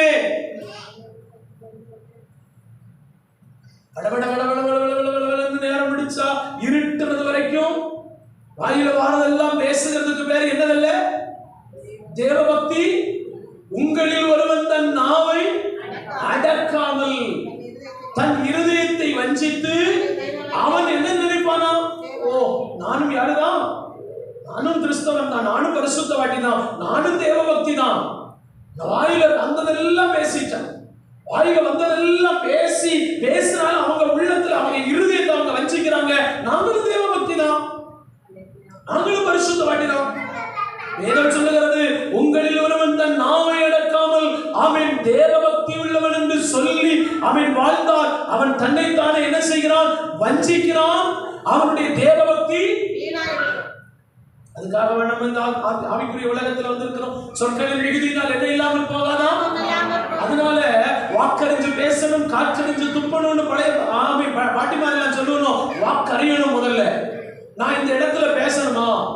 பேசுவதற்கு நல்ல வார்த்தைகள் உண்டானால் அதுவே கேட்பதற்கு பிரயோஜனம் உண்டாக பேசுங்க. பக்தி விருத்தி உண்டாகும்படி பேசணும். மற்றபடி நம்ம பேசவே கூடாதா? கெட்ட வார்த்தைகள் வந்து உங்கள் நாவிலிருந்து புறப்பட வேண்டாம். அவன் மூடர் என்று சொன்னா கூட எரிந்த இடத்துல போய் நிற்போமா? மதிகேடா அப்படி சகோதரனை மூடான்னு சொன்னா அவன் நம்ம ஆலோசனை சங்கத்துக்கு போவோமா? மூடர் மதிகேடனே சொன்னா எரிந்த இடத்துக்கு போவோம். அந்த வாக்குகளை பாருங்க. நம்ம பேசுற வாக்கை பற்றி மனுஷன் பாருங்க 30 செகண்டுக்கு 60 வார்த்தை பேசுகிறானா? 30 செகண்டுக்கு எத்தனை வார்த்தை பேசுறானா? 60 வாக்குகள். அப்படியான வசனம் சொல்லுகிறது, அவன் மனுஷன் பேசுகிற வீணான வார்த்தைகளை குறித்து நியாய தீர்ப்பு நாளில் கணக்கு போய்க்கணுமா? அவன் நமக்கு கையில நான் சொன்னேன் கணக்கு புக்கு ரெடி ஆகணும். எந்த கணக்கு புக்கு? நேரம் விடிந்து இருட்டே வரைக்கும் என்ன பேசுறேன், புருஷன் கிட்ட என்ன பேசுறேன், மனைவி கிட்ட என்ன பேசுறேன், பிள்ளைகிட்ட என்ன பேசுறேன், அப்பா அம்மா கிட்ட என்ன பேசுறேன், அவன் பிரதர் சிஸ்டர்ஸ் கிட்ட என்ன பேசுறேன், அவன் விசுவாசிகிட்ட என்ன பேசுறேன், ஊழியர்கள்ட்ட என்ன பேசுறேன், ஸ்கூல்ல என்ன பேசுறேன், ஃப்ரெண்ட்ஸ் கிட்ட என்ன பேசுறேன், டீச்சர்ஸ் கிட்ட என்ன பேசுறேன், எல்லாத்துக்கும் கணக்கு கொடுக்கணும். கணக்கு கொடுக்காம ஒண்ணு நம்ம யாரும் தப்ப முடியாது. நான் இங்க நிக்கிறேன்னா நான் பேசுறதுக்கு என்ன கொடுக்கணும்? வா, நீங்க வா, நீ பேசுறதை சொல்லு, ஆண்டவர் கேட்பார். என் வார்த்தைகளுக்கு நான் என்ன கொடுக்கணும்? கணக்கு கொடுக்கணும். என்னுடைய வாயிலிருந்து புறப்பட்ட வார்த்தைகளுக்கு கணக்கு. அதனாலதான் வசனம் சொல்லுகிறது, யாக்கோபு 1:15-19 படிச்சு பாருங்க. யாக்கோபு 1:19, என் பிரியமான சகோதரனே, யாவரும் கேட்கிறதற்கு தீவிரமாயும் பேசுகிறதற்கு ரொம்ப பொறுமையாயும் கோபிக்கிறதற்கு மிகவும் மிகவும் தாமதமாயிருங்கள். யாரங்கள் என்ன சொன்னா கேளுங்க, கேட்டுட்டு தீவிரமா கேளுங்க. என்ன பேசுறான்னு கேளுங்க. ஆனால் கேட்டுட்டு பேசுறதுக்கு பொறுமையா இருக்கணுமா? பொறுமையா இருக்கணுமா? பொறுமையா இருக்கிறது மட்டுமல்ல, கோபப்படுறதுக்கு ரொம்ப தாமதமா இருக்கணுமா? இப்ப நேரா உள்டாயாகும். ஃபர்ஸ்ட்ல கோபம், முதல்ல வரையது என்னது? பேச்சொன்னு இல்லை, என்னது? அதுக்கு பிறகு என்னங்கள் வாயிலிருந்து உங்களை அல்ல சொல்லியது நான் அப்படி. நீங்க தான் காரணம் வாங்கி உங்களை தான். என்ன சொல்லுகிறது? பேசுகிறதற்கு கோபிக்கிறதற்கு ரொம்ப தாமதமா இருக்கணுமா? அல்லேலூயா. நியாயம் தீர்க்கும் நாளில் இருதயம் தாங்குமோ? அவ்வளவுக்கு கட்டி ஒண்ணும் இல்ல. நியாய தீர்ப்பு நாள்ல பராக்கிரமசாலிக்கு முட்டு கிடந்து இப்படி கிட்டு வரச்சுதான். பராக்கிரமசாலி முதற்கொண்டு நடுங்குவான், அலறுவான். ஆணானவன் பிரசவித்ததுண்டோ? ஆணானவன் பிரசவ வேதனை ஆண்களுக்கு வருமா? பெண்களுக்கு தெரியும் பிரசவ வேதனை பற்றி. நியாய தீர்ப்பு நாளில் நிற்கும் போது ஆண்களுக்கு பிரசவ வேதனை வருமா? அல்லேலூயா. அதாக்கு நியாய விதி, அதாக்கு நியாய தீர்ப்பு. அப்ப இதுக்கெல்லாம் நம்ம தப்பு எதுக்கு வேண்டியாக்கும்? பைபிள், இந்த ஆராதனை, இந்த கூட்டம், இந்த பரிசுத்த மார்க்கம் எங்கேயாவது கொண்டு வந்து சத்தியத்தை சொல்லி தந்து நமக்கு வாயை கொஞ்சம் அடக்கி, நமக்கு நாம கொஞ்சம் அடக்கி, ஆனாலும் என்ன செய்யல? இந்த வாய்க்கு ஒரு கண்ட்ரோலே பேசுங்க. என்ன நிசாரம் தெரியுமா? அவனே இவனே வாடே போடே எலும்புடே உட்காருடே சோத்திரம். மனுஷன் பேசுகிற வீணான வசனம் சொல்லுகிறது, உங்களில் ஒருவன் நாவை அடக்காமல் தன்னை தேவபக்தி உள்ளவன் என்று சொல்லி தன் இருதயத்தை வஞ்சிக்க கூடாது. ஒருவேளை அவன் நாவை கண்ட்ரோல் பண்ணாதபடிக்கு நான் பரிசுத்தவான் என்று சொல்லி வாழ்ந்தால் அவனுடைய தேவபக்தி வீணாய் போயிருமா. அதனால இந்த ஆத்மீக ஜீவியம் வீணடிக்கிறதற்கல்ல நம்மளை இங்க கொண்டு வந்தது, நமக்கு பிரதிபலன் தர கர்த்தர் கொண்டு வந்திருக்கிறார். அதனால அவன் ஒரு வார்த்தை பேசக்கு அந்த இடத்துல தேவை உண்டுன்னா பேசாமல் இருந்தால் மூடனும் ஞானி. மொழிகளில் எல்லாம் சிறந்த மொழி மௌன மொழி. இயேசு பேசின மொழிக்கு பேர் என்னது? மௌன மொழி. நாத்து கேட்கிறார், நீ ஏன் இடத்தில் பேசாமல் இருக்கிறீர்? ஆண்டவர் பேசல, ஆண்டவர் பேசாம தான் அடிக்கப்படுகிறவனுக்கு ஆட்டை கொண்டு போகிறது போல மயிர் கத்தரிக்கிறவனுக்கு முன்பதாக சத்தமிடாது இருக்கிற ஆட்டை போல் தம்முடைய வாயை திறவாதிருந்தார். அவர் வையப்படும் போது பதில் வையாமல் பயமுறுத்துகிறவருக்கு பயமுறுத்தாமலும் நீதியாய் தன்னை நியாய தீர்ப்பு செய்கிறவருக்கு தம்மை ஒப்பு கொடுத்தார். மொழிகளில் எல்லாம் சிறந்த மொழியாக இயேசு நமக்கு பேசி காட்டி தந்த மொழி. நம்ம என்ன சொல்லி பேசுகிறோம்? வாய் உனக்கு தெரியாது இருக்கிறது வரைக்கும் நல்லது. யாருகிட்டையும் தெரிய வச்சிடாதீங்க. தெரிய வச்சா நம்முடைய பக்தி வீணா இருக்கும். நம்ம பாடுனது வீண், நம்ம ஆராதிச்சது வீண், நம்ம கூட்டத்துக்கு வந்தது வீண். இல்லையா? என்ன வேண்டாலும் சொல்லிட்டு போட்டோம். நீதியாய் நியாய தீர்ப்பு செய்கிறவர்களுக்கு அர்ப்பணிக்கணும். Price the Lord. அல்லேலூயா. தோலை உரிக்கிறது போல எல்லாம் கேட்பாங்க, கேட்டிருக்கிறாங்க, கேட்பாங்க. ஆண்டவரே சொல்லி போனா பச்சை மரத்துக்கு இப்படியான பட்ட மரத்துக்கு என்ன செய்யாத பச்சை மரத்தையே பெட்ரோல் ஊற்றி கொளுத்துகிற காலம் இந்த காலம். பின்ன உனக்க வரவ கொளுத்ததுக்கு சொல்லியா கொடுக்கணும். அல்லேலூயா. உபத்திரவங்கள் வரும், பாடுகள் வரும், கஷ்டங்கள் வரும், நிந்தைகள் வரும், அவமானங்கள் வரும், சகிக்கணும். அதாவது சொல்லப்பட்டது, இவ்விதமான விபரீதங்களை சகித்த அவரையே நினைத்துக் கொள்ளுங்கள். அவர் நமக்கு மைண்ட்ல இருக்கணும். எப்போ நம்மளை கொஞ்சம் கட்டுப்படுத்திக் கொள்ளணும், கொஞ்சம் செல்ஃப் கண்ட்ரோல் பண்ணிக்கணும், கொஞ்சம் அமைதிப்படுத்தணும். ஆமென். பேசக்கூடாது. புருஷன் டென்ஷன்ல வருவாங்க, மனைவிகள் சில நேரத்துல டென்ஷன்ல இருப்பாங்க, அப்பா அம்மா பிரஷர்ல இருப்பாங்க. ஆமென். ஏதாவது சொன்னா நம்ம அதுக்கு பதில் சொல்ல போகணும். நம்ம கவனமா இருக்கணும். நம்ம தெய்வ பிள்ளைகள், நம்ம பக்தி உள்ள சந்ததி. அவர் ஒருவனை அல்லவா படைத்தார். எதற்கு ஒருவனை படைத்தார்? எதற்கு? தேவ பக்தி உள்ள சந்ததியை பெரும்படிதானே. நம்மள பக்தி உள்ளவர்களாய் உலகம் என்ன செய்யணும்? பார்க்கணும், தேசம் பார்க்கணும், சிரிச்சுக்கிட்டே நிக்கணும். ஆமென். அப்படி அமைதியா நிக்கணும், தாழ்மையா நிக்கணும். அங்கேயாக்கு யார் கிரியை செய்ய தொடங்குறது?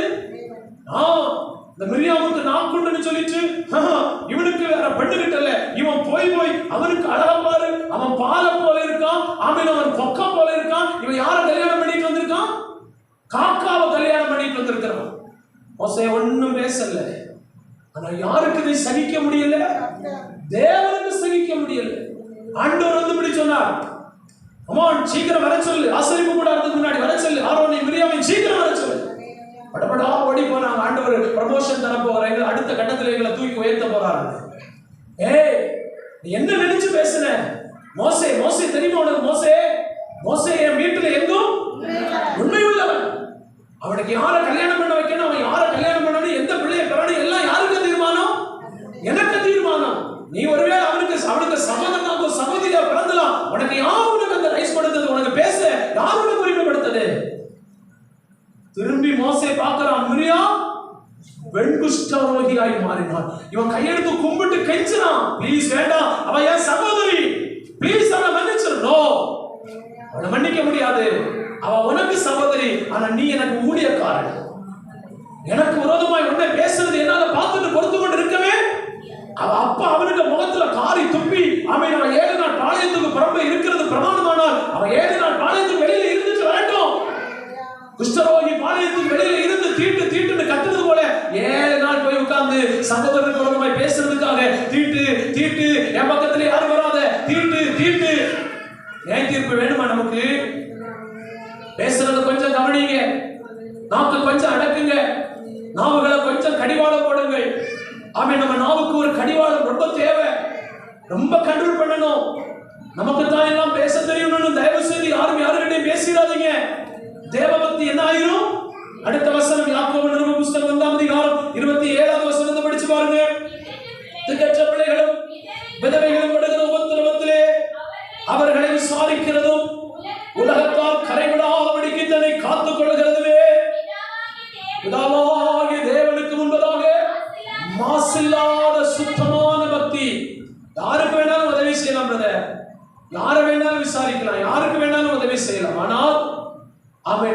அவர்களுடைய நிழல் கூட நமக்கு மேல வித்தியாசமாய் பற்றவே கூடாது. ஆமா, சிலருக்கு மனைவிகளை எல்லாம் கூட்டிட்டு போவதற்கு விருப்பம் இல்லை. யாரெങ്കിലും வயிற்றுல யாருக்கு பயங்கர சந்தோஷம். அப்படி ஒண்ணு இருக்கக்கூடாது. தீய நோக்கம் பாவமா, லட்சியம் தவறுகிறது பாவம், நோக்கம் தவறுகிறது பாவம். பிரதர்னா அது பிரதர் தான், சிஸ்டர்னா அது சிஸ்டர் தான், சகோதரனேன்னா சகோதரன் தான், சகோதரினா சகோதரி தான். சகோதரி மனைவியாக எப்படின்னு நினைச்சிடக்கூடாது. தீய நோக்கம், திக்கற்ற பிள்ளைகளும் விதவிகளும் படுகிற உபத்திரவத்தில் அவர்களை காணணும், கண்டிப்பா காணணும். கண்டு அவர்களை என்ன செய்யணும்?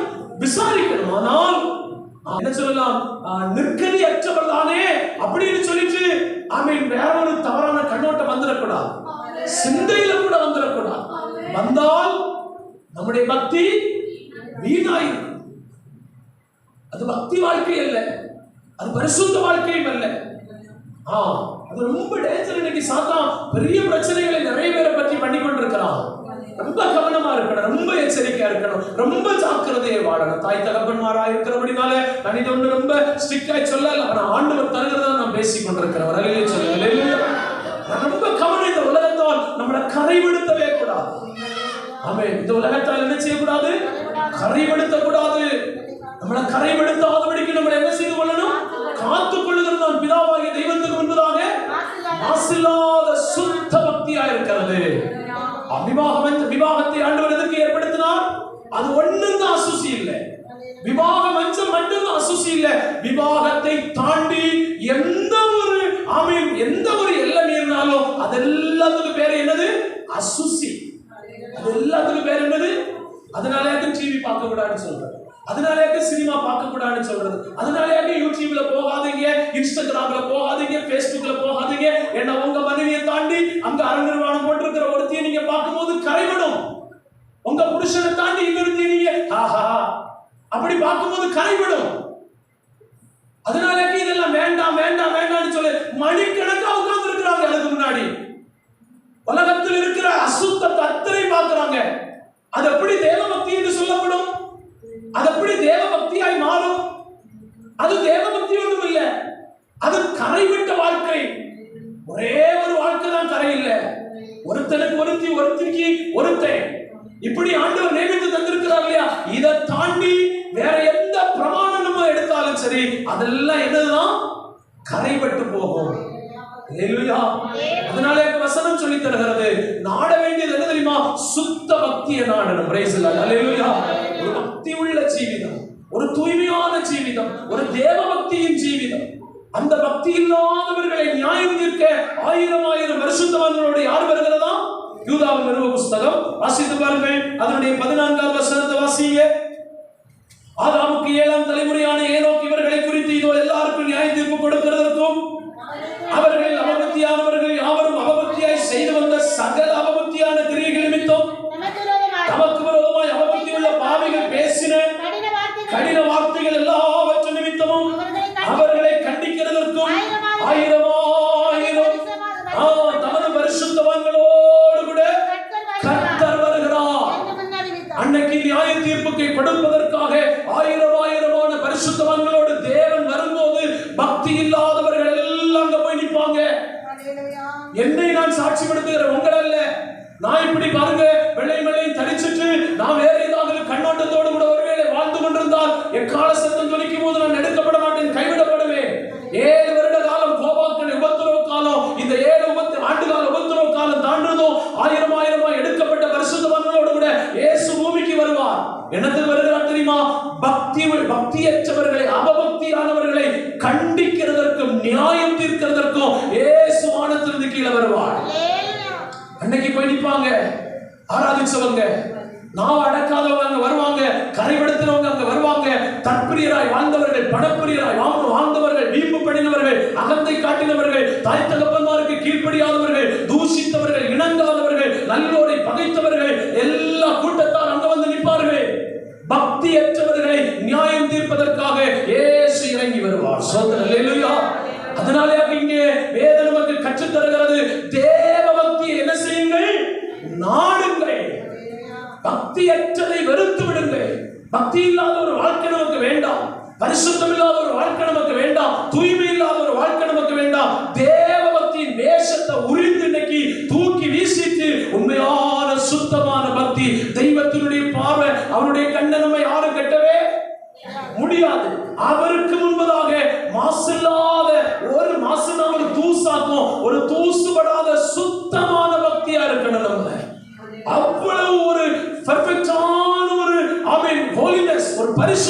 வாழ்க்கை நமக்கு தேவைப்படுகிறது. அவர் பரிசுத்தர். ஹல்லேலூயா. அவர் பரிசுத்தர். என் ஆண்டவர் நேசிக்கிறது என்ன தெரியுமா? பரிசுத்தத்தை தான் நேசிக்கிறார். இன்னைக்கு என்ன ஆண்டவர் எப்படி நேசிக்கிறார்? என்ன நேசிக்கிறதுடைய அடையாளம் என்ன?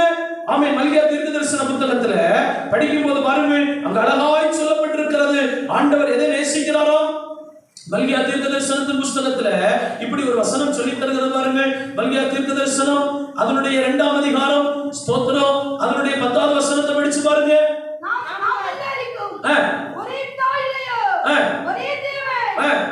நம்மை சிருஷ்டித்ததில்லையோ, நாம் நம்முடைய பிதாக்களின் உடன்படிக்கை பரிசுத்த குலைச்சலாக்கி அவனவன் தன் சகோதரனுக்கு துரோகம் பண்ணுவானே.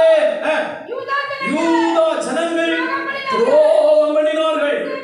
இஸ்ரவேலிலும் எருசலேமிலும் அருவருப்பான காரியம் செய்யப்பட்டது.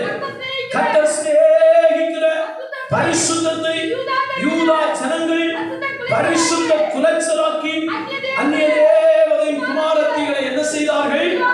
அந்நிய தேவதையின் குமாரத்திகளை விவாகம் பண்ணினார்களாம். அதனால இந்த ஆவிக்குரிய வட்டாரத்தில் சொல்றது, ரட்சிக்கப்படாத ஒரு பிள்ளையை கல்யாணம் பண்ணக்கூடாது. ஏன்னா பரிசுத்தமான ஒரு புருஷன் நிமித்தம் தான் ஆமென் இன்னொருத்தி பரிசுத்தமடைவார். பரிசுத்தமாக்கப்படாத ஒருத்தனை கொண்டு இன்னொருத்தனுக்கு பரிசுத்தம் கிடைக்கவே. அப்ப நான் பரிசுத்தனும் பரிசுத்தமாக்கப்படாத இன்னொருவனோடு கூட சேரும் போது ரெண்டும் சேர்ந்து, எக்ஸாம்பிள் சாலமோன் கையெடுத்து கும்பிட்டு பார்த்தா, வேண்டாம் உனக்கு தான் வேண்டாம், 2 விஷ தரிசனமாய் மக்களே ப்ளீஸ் வேண்டாம், சாலமோன் வேண்டாம், அந்நிய தெய்வத்துக்கு பின்னால போகாத, அந்நிய தேவதையின் குமாரத்திகளை நாடாத. சாலமனுக்கு அவனும் ஆமென் இஷ்டம் இல்லை. சாலமனுக்கு இதுதான் இஷ்டமா இருந்தது. என்ன நடந்தது? ஆமென் அந்நிய ஸ்திரீகள் அவன் இருதயத்தை வழுவி போகப்படினார்கள். வழுவி போய்விட்டான், சில்பாய் போய்விட்டான். 2 தரிசனம் கையெடுத்து கும்பிட்டு கேட்கிறான், போகாத சாலமோன் ப்ளீஸ், உன்னை போல ஒரு ராஜா எழும்பினது இல்லை, உன்னை போல ஞானி யாரும் இல்லை, உன்னை போல ஆலயத்தை கட்டினவன் யாரும் இல்லை, உன்னை போல நல்லவன் ஒருவனும் இல்லை, வேண்டாம், மறுஜாதியான ஸ்திரியை விட்டு. சாலமனுக்கு பிரியம் இல்லை. சாலமன் அப்படியே போயிட்டு அந்த ரூட்டை செலக்ட் பண்ணான். கர்த்தர் சிநேகிக்கிற ஒண்ணுக்கு பேராக்கும் பரிசுத்தம். இன்னைக்கு என்ன ஆண்டவர் நேசிக்கிறார்னா நான் எதுல சொல்லணும் தெரியுமா? நான் எதுல சொல்லலாம்னா, நான் பரிசுத்தமா வாழ்ந்தா எனக்கு சொல்லலாம், கர்த்தர் என்னை சிநேகிக்கிறார். ஏன்னா அவர் பரிசுத்தர். ஆமென். அசுத்தமாய் வாழுகிறவர்கள் எல்லாம் நேசிக்கிறது. ஆனால் யூதாவும் இஸ்ரவேலும் எருசலேமும் என்ன செய்தார்களோ, கர்த்தர் சிநேகிக்கிற பரிசுத்தத்தை பரிசுத்த குலைச்சலாக்கி விட்டார்களாம். வேண்டாம், பரிசுத்த குலைச்சலாக்க கூடாது. பரிசுத்தம் பரிசுத்தம் பரிசுத்தம். முதற்க நோக்கம் சபை. அப்படினாலே சபையுடைய அடையாளம் என்ன தெரியுமா? 1 கொரிந்தியர் புத்தகம் அதனுடைய 1ஆம் அதிகாரம் 2வது வசனத்தை படித்து பாருங்கள். 1 கொரிந்தியர் 1ஆம் அதிகாரம் 2வது வசனத்தை படிச்சு பாருங்க சீக்கிரமாக. கொரிந்துவிலே கிறிஸ்து இயேசுவுக்குள் பரிசுத்தமாக்கப்பட்டவர்களாகவும் பரிசுத்தவான்கள் ஆகும்படி அழைக்கப்பட்ட தெய்வ சபை. அப்ப சபை என்னது? ஒன்றில் பரிசுத்தமா இருக்கணும், அல்ல நான் பரிசுத்தமாகிக் கொண்டே இருக்கணும். என்னை குறித்த பிரதிபலிப்பு எப்படி தேசத்துல காட்டுவது? பரிசுத்தம் இல்லாமல் சபை வேறொரு அடையாளம் உலகத்தில் இல்லவே. சபையினுடைய அடையாளமே என்னதுதான்? பரிசுத்தம் தான். பேச்சில பரிசுத்தம், நடத்தையில பரிசுத்தம், செய்கையில பரிசுத்தம், உடையில பரிசுத்தம், எண்ணத்துல பரிசுத்தம், வாழ்க்கையில பரிசுத்தம், கொடுக்கல பரிசுத்தம், வாங்கல பரிசுத்தம், எல்லாத்திலும் பரிசுத்தம். ஏன்னா கொரிந்துவிலே கிறிஸ்து இயேசுவுக்குள் அவன் பரிசுத்தமாக்கப்பட்டவர்களாகவும் பரிசுத்தவான்கள் ஆகும்படிக்கு அழைக்கப்பட்ட தேவனுடைய. அப்ப சபையினது சபையின 2 அடையாளமாக்கும். ஒண்ணு அவங்க பூரண பரிசுத்தர்கள், இல்லைன்னா அவங்க பரிசுத்தத்தை தரித்துக் கொண்டு பரிசுத்தமாவதற்காக முயற்சி பண்ணி கொண்டே இருக்கிறார்கள். வாயை கட்டி, கண்ணை கட்டி, காதை கட்டி, மூக்கை கட்டி, கையை கட்டி, காலை கட்டி பரிசுத்தமாக பிரயாசப்பட்டு கொண்டிருக்கிறார்கள். எப்படியோ நடப்பவர்கள் அல்ல சபை. எப்படியோ நடப்பது சபையும் அல்ல. அந்த சபை ஒன்றும் கர்த்தர் நேசிக்கல. ஆண்டவர் யாரை நேசிக்கிறார்னா பரிசுத்தத்தை நேசிக்கிறார். பரிசுத்தம் அவருக்கு அப்படி பிரியம். ஆண்டவருக்கு பிரியமானவன் வேற யாரும் இல்லை, பரிசுத்தவான்கள் தான். தன்னை கரை திரை அற்ற பூரண பரிசுத்தமாய் காத்துக் கொள்ளுகிறவர்கள் தான் ஆண்டவர் நேசிக்கிறார். அதனாலே இங்கே ஆண்டவர் சொல்லி தந்துட்டு இருக்கிறார், அந்த பக்தி ஜீவிதம், அந்த சுத்த ஜீவிதம், அந்த தேவ பக்தியின் ஜீவிதம், அந்த தூய்மையின் ஜீவிதம், அதை அடையும்படி நாடு. ஆவே நம்ம இதுல நின்னா முன்னோட்டு போகாது. அடுத்தது தேவ பக்தியும் விசுவாசத்தை நாடுங்கள். என்னத்தை நாடுங்கள்? விசுவாசம். அந்த நிகழ்காலத்துல மிகவும் மிகவும் முக்கியமான ஒன்றாக என்னது? விசுவாசத்தை நாட வேண்டியது. விசுவாசம் அப்படி என்று சொல்வது ரெண்டு விதத்திலேயாக நமக்குள்ள இருக்கிறது, இல்லைன்னா மூணு விதத்திலேயாக இருக்கிறது. ஒன்று விசுவாசம் வரம், ரெண்டு விசுவாசம் பொதுவான நமக்கு தரப்பட்ட ஒரு விசுவாசம், அடிப்படை விசுவாசம் என்று சொல்லலாம். அப்ப வரத்தின் பட்டியலில் படிக்கும் போது 1 எனக்கு நேரம் இல்லை, அதனால வசனம் எடுத்து காட்டி தரல. விசுவாசம் ஒருவனுக்கு ஞானத்தை போதிக்கும் வசனம், ஒருவனுக்கு அறிவை உணர்த்தும் வசனம், ஒருவனுக்கு விசுவாசமும் வரம். அது ஒருவேளை சிலருக்கு கிடைக்கும், சிலருக்கு கிடைக்காது. அது ஒரு குரூப். மற்றபடி எல்லாருக்கும் என்ன தந்திருக்கிறார் ஆண்டவர்? விசுவாசத்தை தந்திருக்கிறார். சொல்லு பாப்பா, என்ன தந்திருக்கிறார்? விசுவாசம். ஏன்னா விசுவாசம் இல்லாம நமக்கு ரட்சிப்பே, எபேசியர் 2:8 சொல்லப்பட்டிருக்கிற கிருபையினால் விசுவாசத்தை கொண்டு ரட்சிக்கப்பட்டோம். அப்ப இதுக்கு பேராக்கும் அடிப்படை விசுவாசம். சொல்லு பாப்பா, என்னது? அடிப்படை விசுவாசம். இப்ப இந்த அடிப்படையாய் நமக்கு கிடைத்த விசுவாசத்தை நடைமுறைப்படுத்தணும். விசுவாசத்தை என்ன படுத்தணும்? நடைமுறைப்படுத்தணும். சோதரர் அல்லேலூயா. அந்த விசுவாசத்தை பற்றியாக இங்க பேசப்பட்டிருக்கிறது. இது நாட வேண்டிய விசுவாசம். ஏன்னா ஏற்கனவே நமக்குள்ள இருக்கிற விசுவாசத்தை இப்ப எனக்கு ஒரு கஷ்டம் வந்துச்சு, இப்ப இந்த என்ன சொல்ல, எக்ஸாம்பிள் பைபிள்ல இருந்து சொல்றேன். ஒரு நோய் வந்துச்சுன்னு வச்சுக்கிடுங்க. இப்ப வசனம் என்ன சொல்கிறது? உங்களில் ஒரு வியாதிப்பட்டால் யாரை அழைக்கணும்? சபை மூப்பர்களை அழைத்து கர்த்தருடைய நாமத்தில் எண்ணெய் ஊசி அவனுக்காக ஜெபம் பண்ண கடவர்கள். அப்பொழுது விசுவாசம் உள்ள ஜெபம். இதுக்கு பேர் என்னது? எனக்குள் இருந்த விசுவாசத்தை, எனக்கு கஷ்டம் வந்த போது இந்த விசுவாசத்தை நான் எங்க கொண்டு வந்தேன்? நடைமுறைக்கு கொண்டு வந்தேன். சொல்ல பாப்பா, என்ன கொண்டு வந்தேன்? எனக்குள் இருந்த அடிப்படை விசுவாசம். இந்த விசுவாசத்தை ஆண்டவர் எதுக்கு தந்தார் அப்படின்னா, என்னுடைய வாழ்க்கையில் இனி வருகின்ற எல்லா பிரச்சனைக்கும் நான் எதை மாத்திரமே கையாள வேண்டும்? விசுவாசத்தை. எதை மாத்திரம் கையாளணும்? அதான் சொல்லிக் கொடுக்கப்பட்டிருக்கிறது. ஏன்னா விசுவாசம் உள்ள ஜெபம் என்னத்தை கொண்டு வரும்? பிணியாளியை ரட்சிக்கும். அந்த பிணியை மாற்றுவதற்கு எனக்குள் தரப்பட்ட விசுவாசத்தை நான் என்ன செய்யணும்? நடைமுறைப்படுத்தணும். ஆனா இந்த காலத்துல விசுவாசம் எல்லாருக்கும் இருக்கிறது, விசுவாசத்தை என்ன செய்யல? நடைமுறைப்படுத்தல. சபைக்கு போன் பண்ணதுக்கு பதிலாக 108க்கு என்ன செஞ்சிட்டோம்? வசனம் சொல்லி தந்தது, உங்களில் வியாதிப்பட்டால் ஒருவன் யாரை கூப்பிடணும்? சபை மூப்பனை கூப்பிடணும். மூப்பத்தி பாருங்க, இஷ்டத்துக்கு இருக்கு. நீங்க மூப்பத்தையும் ஆவிக்குரிய முதிர்ச்சி அடைஞ்சவங்க இவையில ஒரு 5 பேரை கூப்பிடணும். இப்படி எனக்கு ஒரு பிரச்சனை இருக்கு, நான் சபையில போறேன், தயவு செய்து எனக்கு வேண்டி வந்து என்ன செய்யுங்க? ஜெபம் பண்ணுவோமா? ஜெபம் பண்ண மாட்டோம். கூப்பிடலைங்க நம்ம என்ன சொல்லுவோம்? நான் ஆஸ்பத்திரிக்கு போறேன், எனக்கு வேண்டி அவ என்ன சொல்லணும்? சரியா போயிட்டு ரூட் தட்டி போச்சுன்னு சொல்றேன் சபைக்கு. விசுவாசம் இருக்கான்னு கேளுங்க. இந்த விசுவாசம் என்ன தெரியுமா? விசுவாசம் நான் ஒரு செவராக்கும். என்ன பைபிளை நான் சொல்றேன், பைபிளை சொல்றேன், முடிக்கிறேன். விசுவாசம் நான் செவராகும். இந்த செவத்துல பார்த்தா என்ன தெரியுது? ஒண்ணும் தெரியாது. ஆனால் விசுவாசம் நம்பப்படுகிறவைகளில் இதுக்கு எந்த பக்கத்துல காணப்படாதவைகள் இருக்கிறது. அங்க எத்தனை ரப்பர் நிக்கு தெரியுமா? ஆனா எனக்கு கண்ணுல பார்த்தா இது தெரியாது.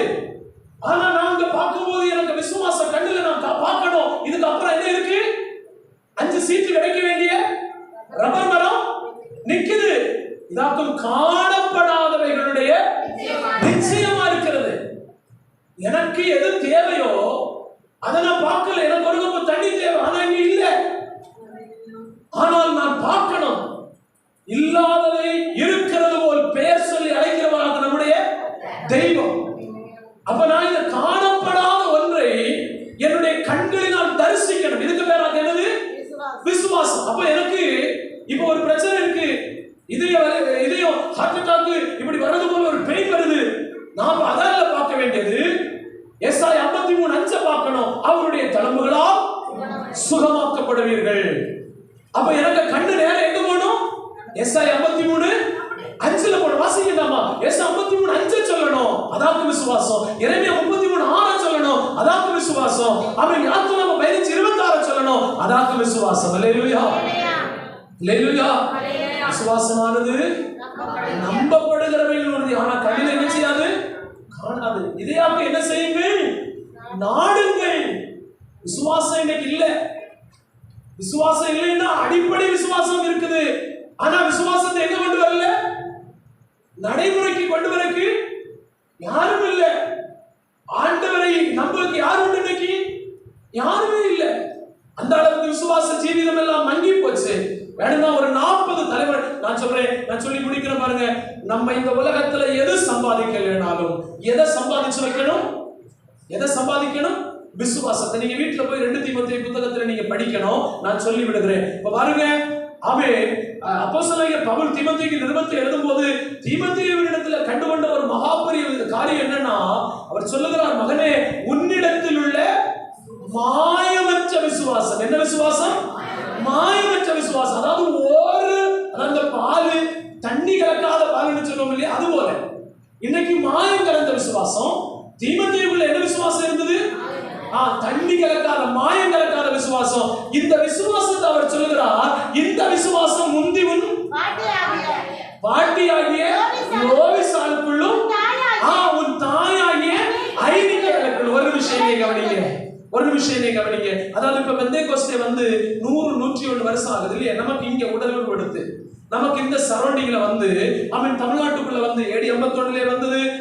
அதுக்கு முன்பதாக இயேசு கிறிஸ்து ஆரம்பிச்சு விட்டார். ஆனா இப்போ இந்த தீ பற்ற தொடங்கி ஒரு 100-101 வருஷம் இப்போ TPM சர்ச், IPC, ஏஜி பற்றி தெரியல, ஏஜி எத்தனை வருஷம் ஆச்சுன்னு எனக்கு தெரியல. இங்க காலூன்றி TPM, IPC இதெல்லாம் படிக்கும் போது 100வது கன்வென்ஷன், 101வது கன்வென்ஷன் எல்லாம் போயிட்டு இருக்கு. இப்ப பாருங்க, அன்னைக்கு 100 வருஷத்துக்கு முன்பதாக இந்த விசுவாசம் என்ன செய்துச்சு? இருந்துச்சு. ஆனா இப்ப இந்த ஜெனரேஷனுக்கு விசுவாசம் என்னன்னு தெரியாது. விசுவாசம் என்னன்னு அவனுக்கு தெரியாது. அதனால சொல்றேன், இப்ப பாருங்க, இப்போ லோவிசா பாட்டியம்மா ஜெபம் பண்றாங்க, ஐனிக்கியால் வயல் வசிச்சு எடி அம்மா எனக்கு சாப்பாடு கொடுடி அப்படி நாங்க ஓடி போகும்போது ஐனிக்கியால் என்ன செய்யறாரு தெரியுமா? ஆண்டவரே என் பிள்ளைக்கு ஆகாரம் தந்ததற்காக ஸ்தோத்திரம், என் பிள்ளை பசியோடு இருக்கிற ஆண்டவரே, அவளுக்காக நீர் சாப்பாடு ஆயத்தம் பண்ணதற்காக ஸ்தோத்திரம் ஆண்டவரே ஆத்திரப்பட்டு வந்த ஐனிக்கியாளங்க எதை கண்டால்? இயேசு கிறிஸ்துவினிடத்தில் ஜெபிக்கின்ற விசுவாச ஜெபத்தை கண்டாள். இந்த விசுவாசம் யாருக்குள்ள வந்தது? அவளுக்குள்ள, தாய்க்குள்ள வந்தது. இப்ப ஐனிக்கியாளுடைய காலம், தீமோத்தேயு பிறந்து விட்டான். தீமோத்தேயுக்கு ஒரு கஷ்டம். தீமோத்தேயு அதே சொல்றேன், அம்மா எனக்கு ரப்பர் இல்ல, ரப்பர் வாங்கு, ரப்பர் தாடின்னு கேட்கும் போது ஐனிக்கியாள் ஜெபம் பண்ணி நிக்கிறா, ஆண்டவரே என் பிள்ளைக்கு பென்சில் இல்லப்பா, ரப்பர் இல்லப்பா. இப்ப இந்த விசுவாசத்தை யாரு கண்டது? நம்ம இன்னைக்கு நமக்கு பிள்ளைக்கு குறவுண்டுன்னா நேரே போய் முத்தூட்லையும் ஐஓபியிலையும் SBIலையும் போய் நிக்கிறது. அது யாரு காணேது? நமக்கு பிள்ளைகள் காணேது. கடன் வேண்டியாக்கி அவங்களுக்கு காட்டி கொடுக்கிறது. அவங்களுக்கு தெரியுமா விசுவாசம் என்னன்னு? அதனால நிருபம் எழுதி வச்சிருக்கிறா, உனக்குள்ள இருந்த விசுவாசம் எங்க இருந்து வந்தது? பாட்டியின் இடத்துல இருந்தது. பாட்டிக்குள்ள இருந்தது எங்க வந்தது? அம்மாக்குள்ள வந்தது. அம்மாக்குள்ள இருந்தது யாருக்குள்ள வந்தது? எதை சம்பாதிச்சு கொடுக்கிறோம்? விசுவாசத்தை பிள்ளைகளுக்கு சம்பாதிச்சு கொடுக்கிறோமா? நமக்கு கஷ்டம் வரும்போது வாமக்களே நமக்கு ஜெபம் பண்ணுவோம்னு சொல்லிட்டு எத்தனை பேர் கைப்பிடிச்சு முழங்கால ஜெபம் பண்றீங்க? எத்தனை பேர் பிள்ளைகளை முழங்கால போட்டு கை கொடுத்து, வாமக்களே ஆண்டவரால் கூடாத காரியம் ஒன்றுமில்லை, நீ நம்பு, ஏசப்பா உனக்கு தேவையை எல்லாம் தருவாருன்னு எத்தனை பேர் ஜெபம் பண்ணி மாதிரி காட்டி கொடுத்தீங்க? என்ன விசுவாசத்தை காட்டி கொடுக்க நீங்க தாயும் இல்லை, தகப்பனும் இல்லை. அதனால யாக்கோபு சொல்றது, விசுவாசத்தை நாடுங்கள், விசுவாசத்தை நாடுங்கள். நமக்கு எல்லாருக்கும் ஒரு விஷயம் நேர வேகமாய் போய் கொண்டிருக்கிறது. சமயம் கூடி நான் கண்டித்துக் கொள்ளுங்கள். எல்லாரையும் நினைப்போம், ஸ்தோத்திரமா நமக்கு ஆண்டவரிடத்தில் கேட்போம், ஆண்டவரே எனக்கு அந்த விசுவாசத்தை நாடணும், அந்த நீதியை நாடணும், அந்த தேவபக்தியை நாடணும், விசுவாசத்தை நாடணும். ஒரே ஒரு விஷயம், கர்த்தருடைய பிள்ளைகள் உங்க கைகளை வரத்துக்கு நேராக உயர்த்தி பிடிங்க. ஒரே ஒரு நிமிஷம் உங்க கைகளை வரத்துக்கு நேராக உயர்த்தி, ஒரு 2 நிமிஷத்துல உங்க கைகளை உயர்த்தி பிடிங்க. ஆண்டவரே ஓட வேண்டிய விதத்துல ஓடணும், நாட வேண்டியதை நாடணும். நாட வேண்டியதை நாடணும்ப்பா. தேவபக்தியை நாடணும், நீதியை நாடணும், விசுவாசத்தை நாடணும். விசுவாசம் எனக்குள்ள இருக்கிற விசுவாசத்தை நான் நடைமுறைப்படுத்துவதற்கு எனக்குள்ள கிருபையினால் தந்த விசுவாசம். ஜெபச்சத்தை எழும்பல்லையே, கையை உயர்த்தி கேளுங்க, கையை உயர்த்தி கேளுங்கப்பா. அந்த விசுவாச ஜீவியத்துல நான் வளரணும், அந்த விசுவாசத்துல நான் பெருகணும், அந்த விசுவாசத்தை நான் அடைந்து வரணும், விசுவாசத்தை நான் பற்றி பிடிக்கணும், விசுவாசத்தை நான் எனக்குள்ள சம்பாதிக்கணும், விசுவாச ஜீவியத்துல வளரணும். ஏனென்றால் ஆண்டவருக்கு ஒரு சந்தேகம் இருக்கிறது. அவர் சொல்லி போயிருக்கிறார், மனுஷகுமாரன் வரும்போது பூமியில் விசுவாசத்தை காண்பாரோ? ஏனென்றால் தேவன் வரும்போது விசுவாசம் என்கிற ஒரு சப்ஜெக்ட் இல்லாமல் போகுமா? நல்ல விடுதலையோடு ஆண்டவரிடத்துல கேளுங்க. நல்ல நாவுகளை திறந்து ஹல்லேலூயா.